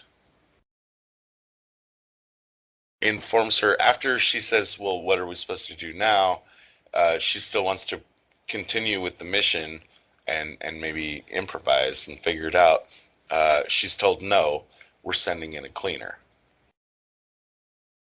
This is my number one bad tradecraft in the film, but it's tied with something else that's is related that I'll talk about later. But right now, I just want to say, like, I feel like even with the code phrase changed, they could have improvised their way out of this. Don't you think? Yeah, absolutely. I mean, that's been an ongoing theme, is how much improvisation they needed. Yeah, no, I think I'm with you on that one. They've got a look. They've got the keys. They've got the look-alike. Right. They've got guns. They know how to use them. Right. Well, except later we're gonna find Mr. Look-alike doesn't really like have a lot of restraint. He's definitely like more panicked than even now. I mean, he's gonna panic more later, but he's already like more freaked out than I would expect from a professional agent, and maybe that goes back to her like not recruiting necessarily the best people, even if she did have a good plan in mind. Right. But I think there's a lot of ways that they could have handled this, but it's taken out of her hands, and they, her superiors decide that this is the time they need to send in a cleaner. And this is the first time, obviously, like I said before, like I watched Point of No Return a bunch of times as a kid, and that was the first time I experienced this idea of a cleaner, and it was very sinister. By the way, it's Harvey Keitel is the cleaner? Yeah. Oh, is that like, man, how many times has he played a cleaner? Probably a lot. But Yeah. I didn't know who when I was watching this movie, like again, like I said, like as a kid, like, it was just one of the VHSs in my collection that I like to watch a lot. I didn't know who Harvey Keitel was. I was kind of surprised to see like that's who was playing the cleaner. And I definitely Pretty Pulp Fiction, right? So yeah, that's probably what got him the job for Pulp Fiction. well, possibly, but he's in Reservoir Dogs too. No, I mean Harvey Keitel is in a lot of shit. Yeah. But yeah, I don't think he was a big name, and he was definitely not a big name for a kid like me at that time. Right. In the 80s. Or wait, well, this movie comes out in the 90s. Oh man, God. Oh man, I get so mixed up with timelines. I guess Point of No Return probably comes out in. Mara, when does Point of No Return actually come out? La Femme Nikita was released in 1990. Point of No Return is an English-language remake of the same film released in 1993. So yeah, anyways, I think it's my number one bad tradecraft of this movie because they didn't need to send in this guy, this Victor guy, the cleaner, who's played by Jean Rousseau. Can we call him an asshole? Like, what are your thoughts on this guy overall? He's a loose cannon. He's a loose cannon. It's not an incorrect word to use, but I would pretty much put him down as a liability. I don't even know why he's on this team, or why. She didn't pick him. I think the superiors brought him in, right? They're like, "We'll bring in the cleaner." He's garbage. Yeah, He's garbage. He's absolutely a loose cannon. Yeah. Whereas, like, the Harvey Keitel cleaner in Point of No Return is like all business and never makes a mistake or never like deviates from like what the job he's needing to do. Whereas, like, yeah, this guy, he shows up and he immediately, okay, yes, he cleans their, so presumably they've got a problem now where they can't get out from the apartment to the embassy, which is what they want to do, right? Yeah. Without having to go through the bodyguards who now have a different code phrase that our heroes don't know. So that's a problem, them getting to the street and getting to the embassy. So instead, like, Central sends in the cleaner to like kind of work it back the other way. He like kills all the bodyguards on his way up to the apartment. Then he throws the bodies into a tub, opens up a case of acid, which, okay. It's supposed to be lye, right? Which is a base, not acid. Let's yeah, go ahead and tell me, go ahead and tell me 5 things wrong with the acid. Well, first of all, it's acid, right? Instead of a base, you would use base to dissolve bodies. That's one of them, right? Presume. I mean, I think at this point, some movies aren't allowed to show super realistic, or maybe the studio didn't want acid, or didn't want the reality of it. So let's pretend it's because the people had this idea that acid would do it, so let's make it the acid. He shows it with like 5 like Pepsi-sized bottles of acid, which are clearly labeled acid. Acid, right? Yeah, that's another thing that's wrong. minus 5. Minus. That's a minus. I think that's a minus 15 spy points. Yeah. Don't label your acid. Yeah, I know, right? Especially if you're a cleaner and you're gonna get stopped by the police many times over in situations that are kind of questionable.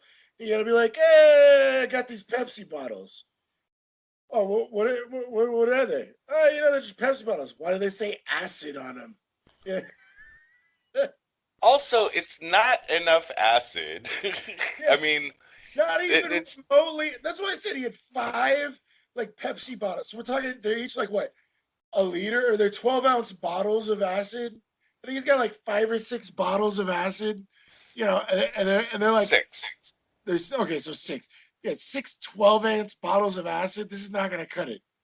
This is definitely. It's not going to cut it. It's not going to clean 3 bodies at all. Oh, even though like he put the driver in the trunk, but like even the 2 bodies that he's trying to clean, and he says bring the other guy, which again, like, they weren't supposed to harm. Yeah. We don't actually see them bringing the ambassador guy in, but I think it's implied because they're not allowed to hurt him because tensions are strained, so I guess they can't hurt him. Right, but on rewatching the scene, like at some point he says, "Bring the other guy in." Oh, okay. And we don't actually see them do it. Yeah. But I don't know. I don't know if it's 2 bodies in the tub or 3 bodies in the tub.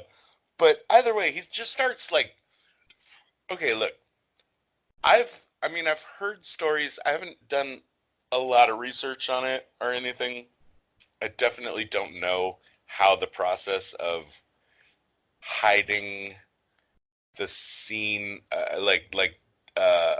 concealing the evidence of murder by dissolving bodies in a bathtub with acid or base or whatever.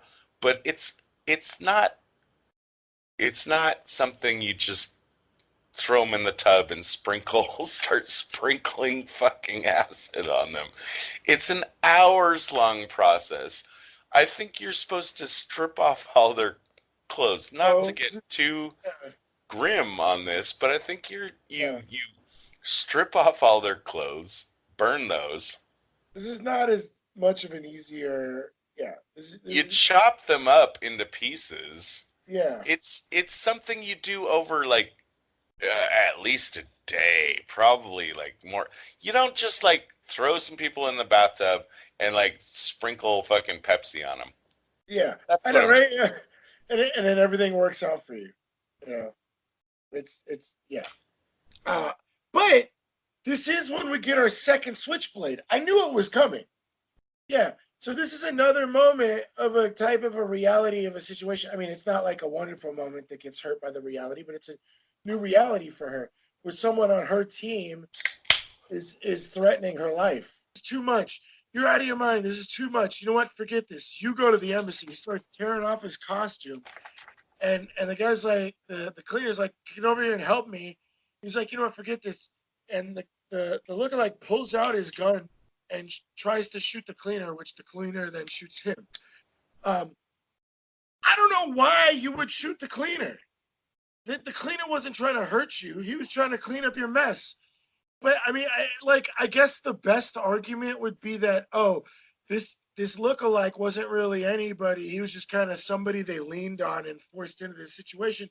But that doesn't make sense because he's standing there with like a shoulder holster, making drinks and stuff. He's obviously an agent that's been trained, and he's selected by Nikita, who's been selecting Like, up people. until now, he seems very professional. Yeah, he knows what he's doing. Seems like he knows what he's doing. He's got his whole disguise kit.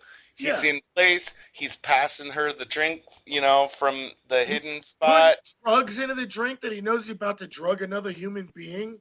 And then all of a sudden, he's like the looser cannon of the looser cannon. Yeah, the loose cannon shows up, and he doubles down on being a loose cannon here. Like, it's silly. The whole thing is silly. So his plan to resolve a problem that doesn't exist, because there's a guy here trying to solve their problem for them. Again, not to be badly. Yeah. But he pulls out his gun and decides to shoot the cleaner, and that's my number 3 worst tradecraft. Definitely, I think, yeah. But after that happens, we can get back to our switchblade. Sorry that we had to go off on a tangent there, but Nikita's sitting in the corner crying, freaking out herself, and she has a reason to freak out because her team is falling apart because of this cleaner, and the guy she selected just tried to kill the cleaner and is now dead because the cleaner shot him. So now they don't have a lookalike. Now the mission is actually fucked. Okay, yeah, like Todd was like, why do we even need the cleaner? Well, now that the cleaner's here, now our mission is really fucked because the lookalike. He's making things worse. Yeah, he's making everything worse. Making everything worse. So, yeah, you wanna get this switchblade thing out of your system. Let's hear it, and then. Oh yeah, no. I don't think there's anything big behind it. It's just this is the only other time we see a switchblade, and it's kind of more of a reality check for her, I guess. And this might lead to more of my theory about this being about a coming of age thing. But anyway, they pull it together, though. They pull it together. Even though this is a huge mess, they pull it together, and clearly from here on, they improvise.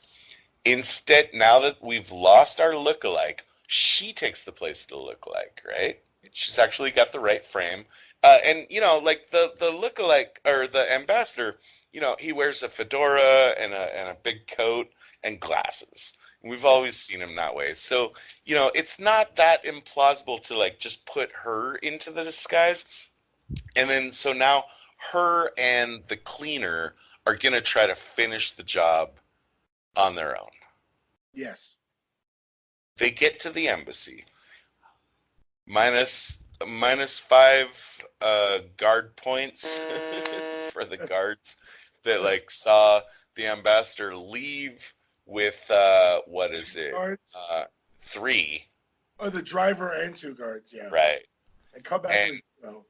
Come back with 1. Just wave them through. So, wake up a little, guys. Yeah. We go into the embassy. This is where I wanted to point out the flag.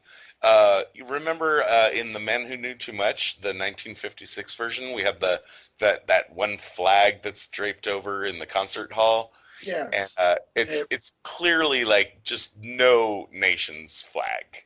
Yes. Well, in this case, yeah, I Googled this one. It's a big yellow flag with a bright red star in the middle of it. It looks very communist-y. It looks very Eastern European-ish without really being like a flag you could identify. But quick Google. This is the flag of like some tiny little African island. Uh, yeah, It's and it's not even a tiny African island. It's like off of the coast somewhere amongst other tiny islands. It's not like one tiny. Yeah, Mohili, if yeah, I'm saying it right, and it's got a population of 35,000. yeah. And here we got some big business, big doings going on in France over this country's ambassador. So clearly, the flag is not actually meant to be of the flag of Mohili. It's just supposed to be a flag that just generally gives you like this notion that it's some country, and it kind of, I don't know, red star like gives you some kind of communist vibe on it. There's a bust sitting prominently in the embassy lobby that looks like, I mean, it's not Stalin, but it's kind of like looks Stalin-esque. So Nikita makes it into the embassy and makes it into the ambassador's office, I guess, or his quarters or whatever. And she makes it into the safe, and she finds the safe, and she's using all the multiple keys. We discover that that room is actually under surveillance, and we actually get to see shots back and forth between the room and the security room, knowing that it's under surveillance. And this is really important because we're going to get to my number 2 best tradecraft of the whole movie. Why it's important that this room is under surveillance for my number 2 tradecraft is because she gets the papers out and comes and sits at the desk. And she doesn't just steal the papers. Yeah. And walk out. She doesn't just take the papers and walk out. She just opens the papers up and wants to go through them like she's reading them. Because it would look kind of odd if she's walking out with the papers. Because we presume the ambassador never leaves with the papers. Because then why would we need this entire mission?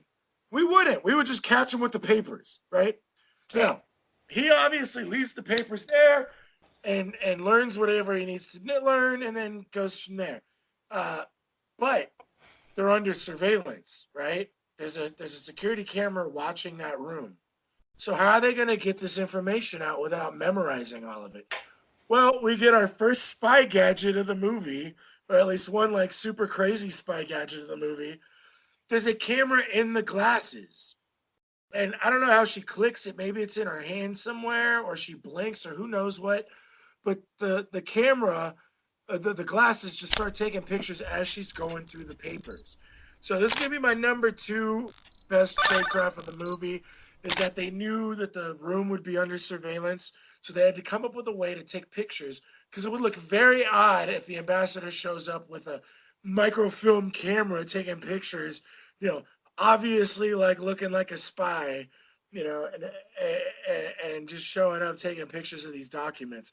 So I think that's really cool that they were able to deal with that. It's not only the first spy gadget that we've seen in this movie, it's the first real spy gadget that we've seen in this podcast. That's right. Yep. We've gotten a lot of bugs. And I know you don't like gadgets, and that's like one of the reasons you were hesitant about even putting James Bond, which we're not doing in our first series, but we will be doing probably leading off in our second series. Most likely thinking about doing From Russia with Love. Because that's the espionage one of all of them.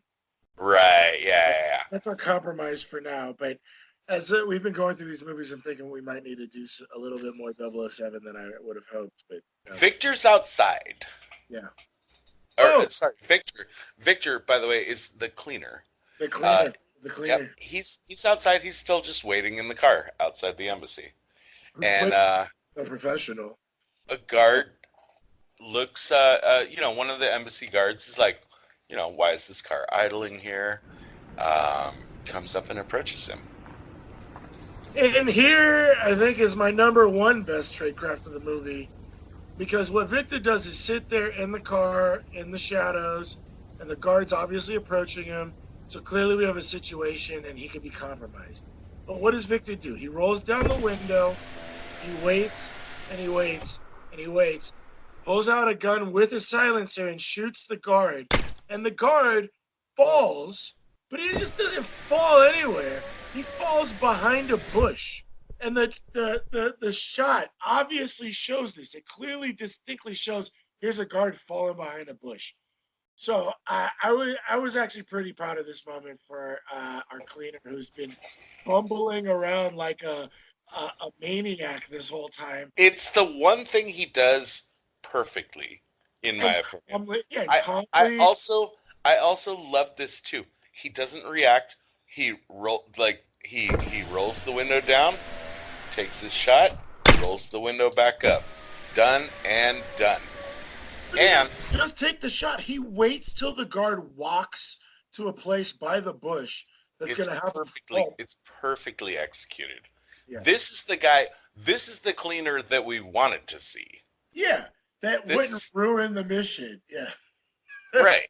And you know, like in the moment, like he's got decisions to make, right? Yeah. Do I let the guard come up to me and engage in conversation? Do I shoot him as soon as he starts walking toward me? No, he takes the perfect moment, just rolls down the window, shoots, rolls back up the window, and he's done. And this also like gives us a sense of very sinister calm about that, like, you know, he's done this a million times before. This is the moment, this is the only moment, in my opinion, where the cleaner actually feels like what he was meant to feel like. Yeah. Like cool, calm, collected. You know, I wanted to right. Yeah. Not just pouring Pepsi bottles of acid over people for no fucking reasons. It's shooting like a madman, you know, and just rolling up. Yeah. No. Back upstairs, she's still taking pictures. Our heroine. She's still taking pictures with her little spy gadget in her camera. There's a dog who can apparently open doors. Yeah. Interesting. Dog comes in. Dog just seems like happy, like ha, you know, hey, what's up with you? I don't know if he's happy. He's kind of growling a little bit. He's half. No, at first he's just He's just like got that happy dog face. He's got that dog happy face, like mouth like wide open, tongue hanging out, just like panting, like hi. It's just another person in the office. It's not like the dog has never smelled other people being in this office. I think it's the fear. Oh, yeah, well, you can smell the fear in her. I think that the dog is capable of the dog doesn't know that she's not who she pretends to be by sight. Right. I don't think the dog is capable of recognizing that this person is not supposed to be in this office at this hour. Right. I think that she knows that she's not supposed to be here, and the dog can smell that. I'm giving this dog plus 5 spy points right now. Oh yeah. for smelling sissy, because he does trigger. But she's the one that panics, and that's what sets him off. Yeah. Plus 5 spy points for the dog. No, I think that's warranted.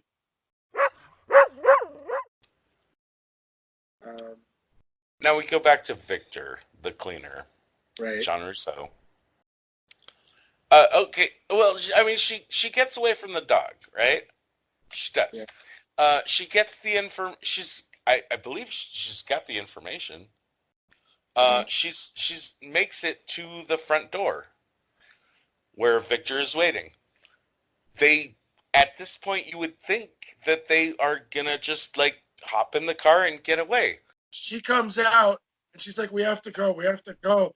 And now Victor the cleaner shows up and he's like, no, I don't stop the mission.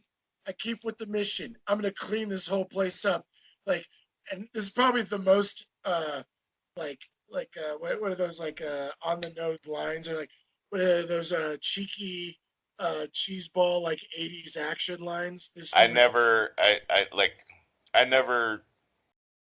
walk away from a job until it's done. Something like that. Yeah. It's like here's our big action line. He wants to go back into the embassy and slaughter everyone. Presumably, I don't know what his thinking is here. It makes no sense. They've got what they came for. Yeah, well, they got at least enough of what they came for. I don't think she got all of the pictures. Oh, possibly. Yeah, and so the idea, she came out abruptly because he was like, it's too fast or something, and she's freaking out. He's like, no, I don't leave without finishing the job. So his idea, I guess, is to go like just ballistic on everybody in there, get the information, and get out. If tripping over the paperclip of the guard phrase was enough to like trigger an abort, earlier in the mission, this is like full on. Get the fuck out of here. Yeah, you're done. It's over. You're done. You're done. You've been made. Yeah. There's no amount of acid. Like, we're talking about like. Yeah, you're not gonna It's over with. Yeah. Oh, I see what you mean. Not enough acid. Yeah, he did. He definitely doesn't have 8 bottles of acid now. You know what I mean? Like to clean up the 50 people at the embassy. Yeah, there's no way. There's no freaking way. It's a huge embassy. Yeah. Yeah.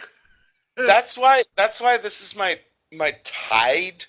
I couldn't make up my decision, but this is my number one bad tradecraft. Remember, I mentioned before, I feel like my number one worst tradecraft was sending Victor in the first place. Oh, that's right. You were saying you were going to bring this up. But it's also like, I feel like I have to tie it with like Victor's incredibly bad decisions that especially that he makes at this point. Like other stuff that he did, I could kind of forgive, but I just like on my number one worst tradecraft of this movie, I just in the final analysis, I can't decide whether I should blame Victor for being bad at his job or blaming the center for sending Victor in the first place, because presumably they know what he does and what his modus operandi are, Yeah. Like they didn't just say like we're gonna send in a loose cannon. Yeah, right. Right. We're gonna send in a guy with not enough acid. Yeah. That's just gonna like leave a bloody trail of everything, and like when the moment that you should abort the mission is gonna like just double down and say like fuck this, I'm gonna go into this embassy and fucking kill everyone. Yeah. The mission's been compromised. I'm not gonna. Absolutely, it's compromised, and absolutely, like they got something. They just walk away. So, not to put too much time in on it. My number one worst tradecraft in this movie is tied between Victor's decisions or his superiors of just making that initial decision to send him in the first place. I mean, I think he could be a good asset to put into play in certain situations. This is not one of them. No. So that's the argument. So that's the argument for blaming his superiors and blaming them for taking control of the operation away from her, which again, like she could have planned better, maybe she could have prepared better, etc. But like, I think it was a really bad decision maybe the of them. superiors shouldn't have given her this first mission by herself with no help. Who's never done any field work training operatives, as far as we've seen. I think it was a bad idea. All right, Dave, I think I'm ready to come in from the cold. How about you? I'm definitely ready to come in from the cold. Let's get All right. Let's going. Yeah, let's go. Agents, please report for debriefing on this operation. The director will see you now.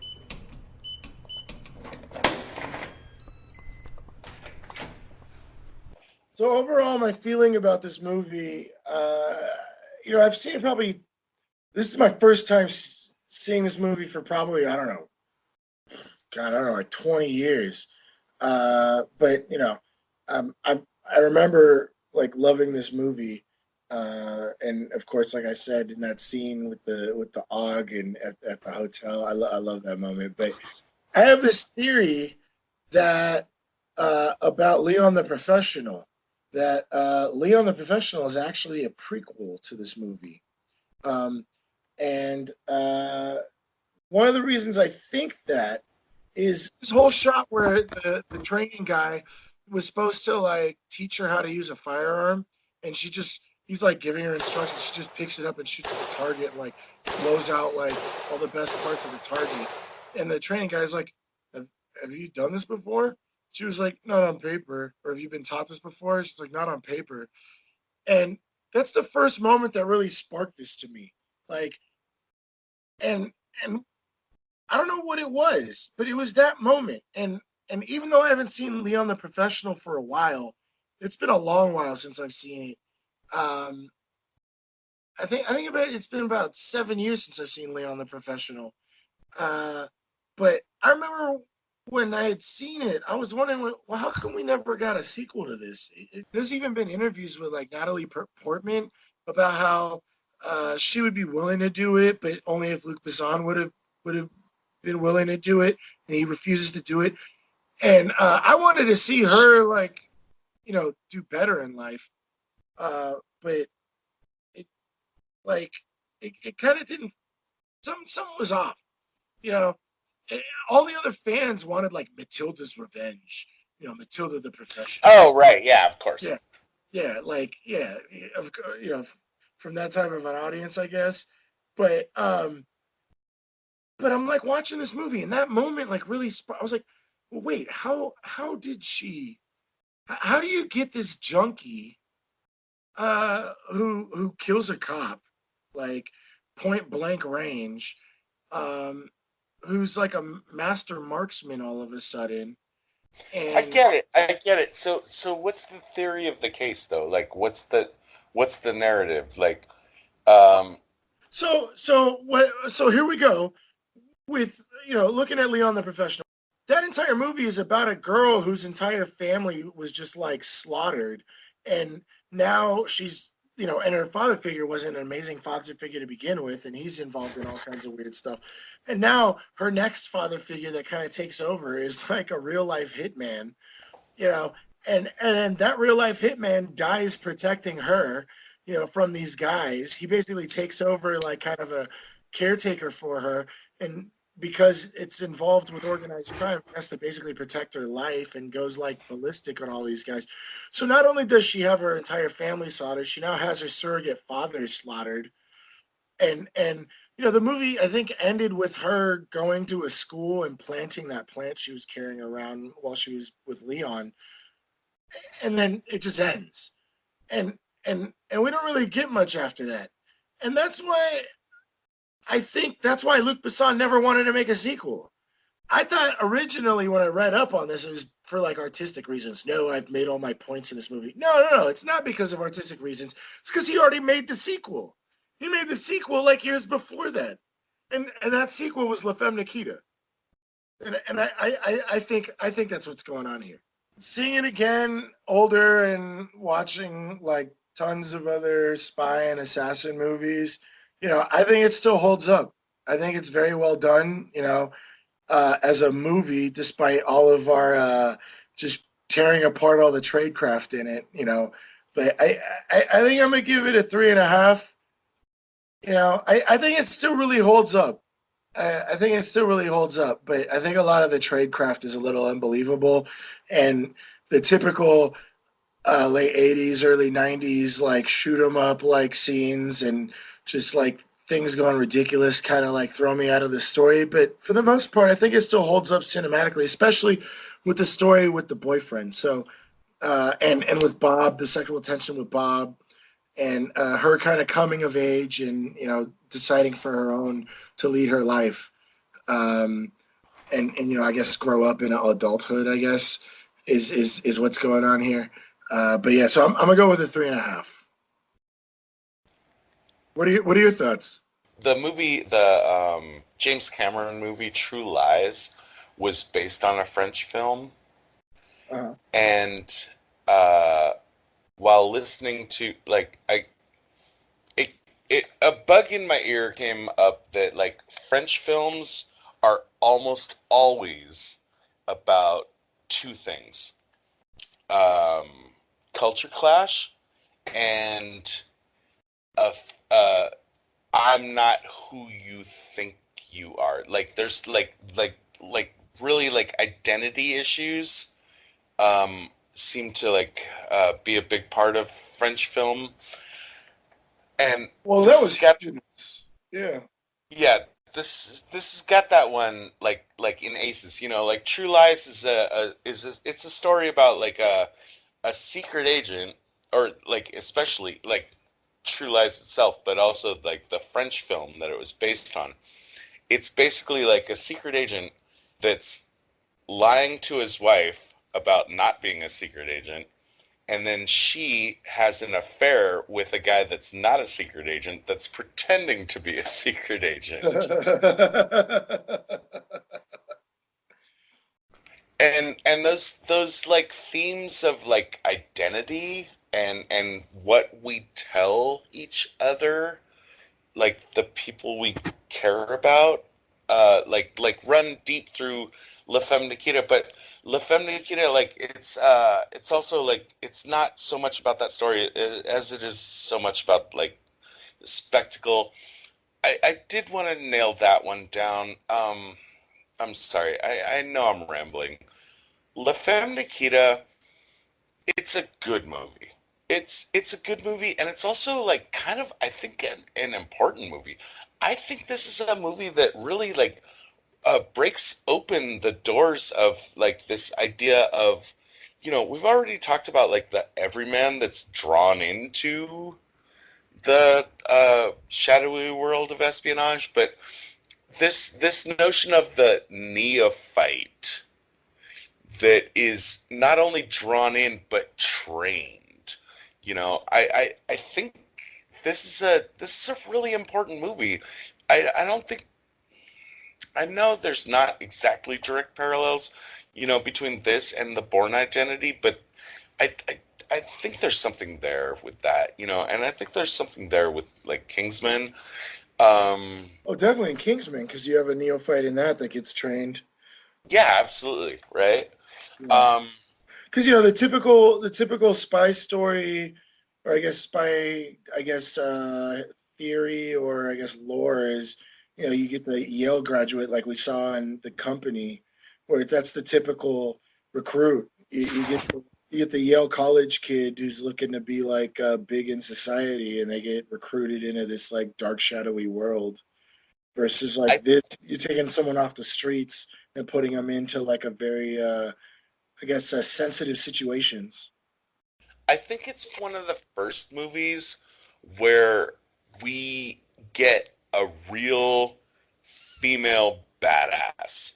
And I've seen like, doing the research on this, like people keep coming back to Nikita as being like not necessarily the first, but one of the really like lasting impressions, burned into our impressions of this female badass. But in this movie, like she had to be put into that place like against her will. But that's a compelling story, the way it's told. It's an okay movie with huge impact. That's what I think. Yep. On its own, I just dipping really quick into Point of No Return. I think Point of No Return overall is actually a better movie because it polishes off some of the rough edges. It doesn't have like maybe quite as great a performance. Like Bridget Fonda is great in Point of No Return, but that French girl, like especially in that scene where she's like where the hairdresser is telling her to smile, Yeah. and she's trying so hard to smile. Like Uh-huh. that's just so delicious. That's really great acting. Um, uh, I'm a three. I'm a three, but like on cultural impact, I think it really. I'm just gonna land on three. I want to talk like a tiny bit though, like on cultural impact. I think the cultural impact is fucking huge on Yeah. this movie. Even though it's not necessarily noticed at the time, I think it leads to a lot of other greater things. And notice that this one movie that is a fairly low budget French film at the time. Like if we didn't have the grander perspective of what has come out in the 30 years since this movie was made, right? 30 years, right? 1990. Yeah, yeah. If we didn't have that, we could look at it and say this is just like just kind of a garbage little movie. But the fact is, like, they immediately made an American remake of it. They immediately like made a Chinese remake of it. It spawned two television series, one of which I heard is actually pretty good. The other one I heard is actually not that good. And Yeah. it's probably like the Nikita character is probably something that is going to continue forward with us in the zeitgeist of these characters of uh, an innocent being turned into a weapon Yeah. into the future. And we're gonna see more, like if we come back 50 years, uh if we traveled into the future 50 years from now, I think that we would still be seeing like tons and tons of movie and content that all started with this one. And so I want to give like Luc Besson and the scriptwriter and everything like a huge thumbs up. But overall, it's just a tiny little movie. I'll give it 3 stars. But cultural impact, I would give it a 5. Yeah. That's where I'm at. That makes sense. So we ran through our trade crafts through the thing. Let's see. My best were I liked the hospital cover. I liked Bob's improvisation in protecting his asset by making up a story in the moment. And I 100% loved the tradecraft of hacking the room service to get the bugs into the place. What were your bests again, real quick? I think my number three was watching the guards code. Even though they already had the code, they kept surveillance up and were able to determine that it had been changed, even though it was still pretty messy. I think it was good that they kept watching. Uh, and then my number two were the glasses, being our first little gadget. But it wasn't the gadget so much as it was playing against the surveillance camera. And then it was Victor the cleaner shot from the car, where he waited till the guy was by a bush and would fall behind a bush after being shot. I think those are pretty solid. What All about right. uh, Recap your worst? worst. My worst? My worst was oh yeah, shooting at the cleaner. I still don't know why the guy would do that. And then oh yeah, the original training scene where Nikita was put in a situation she had just gotten out of training. That was a pretty big risk. And number Yeah, one, I yeah, thought about that one too. yeah, huge risk. And number one was pulling the gun out on the art dealer. when she was an art dealer against the ambassador guy. No point. There was no point in that. Zero. Just let him drink the drink. He was gonna drink it anyways. There's Yeah. no way to put a gun into his face. Yeah. Yeah, my worst were like the whole like in the last operation, not knowing that there was a possibility that the guard code might be changed. My number 2 worst tradecraft was the Venice job, just like the timing on it. It's a very fun scene. It's a very iconic scene. It's a wonderfully tense scene. It's greatly directed, but if you really think about it, it doesn't work. And my number 1 is like, again, I had to call it in a tie. I can't decide whether or not, like, who to blame here. I either blame Victor for making bad decisions once he's in play, or I want to blame the superiors that decided that it was a good idea to put him into play. Given all that, what's our redaction rating?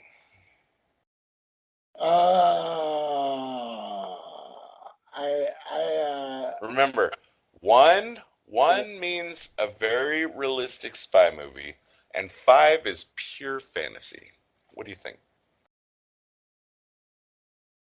This is tough because there's some like good tradecraft here, and there's probably some realistic points behind it, but this isn't based on any real story. At least we don't know.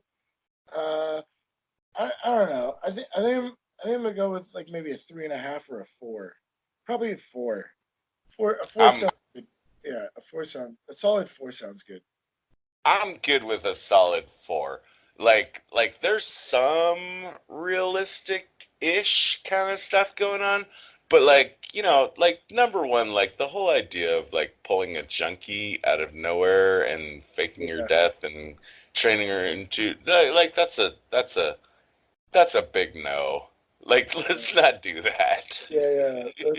That's movie stuff. That's not real spy stuff. Yeah. No, that's a pretty big stretch. Yeah, absolutely. I think a solid 4 is warranted on this one. And that's the end of our show. Thanks for listening. If you'd like to reach out to us, you can find us on Twitter at spies_like_us. Visit us on our website at www.spieslikeus.net. You know, find out about upcoming episodes. Also, what will really help us out is if you give us a review on wherever you found our podcast, either on iTunes or your Android app or YouTube or wherever you listen to us. Even if you didn't like the show, just give us a review. It'll help us, give us feedback so we can make the show better. And it can also help other people who haven't found the show yet find out about us. Hey, Moira, initiate Protocol 9. Protocol 9 initiated. This podcast will self-destruct in 20 seconds. The preceding transmission sampled the songs Ice Cold by Audionautics, Enter the Party by Kevin MacLeod, and sound effects from freesound.org. Attributions and links are found at spieslikeus.net. Editing by Todd Hostetler.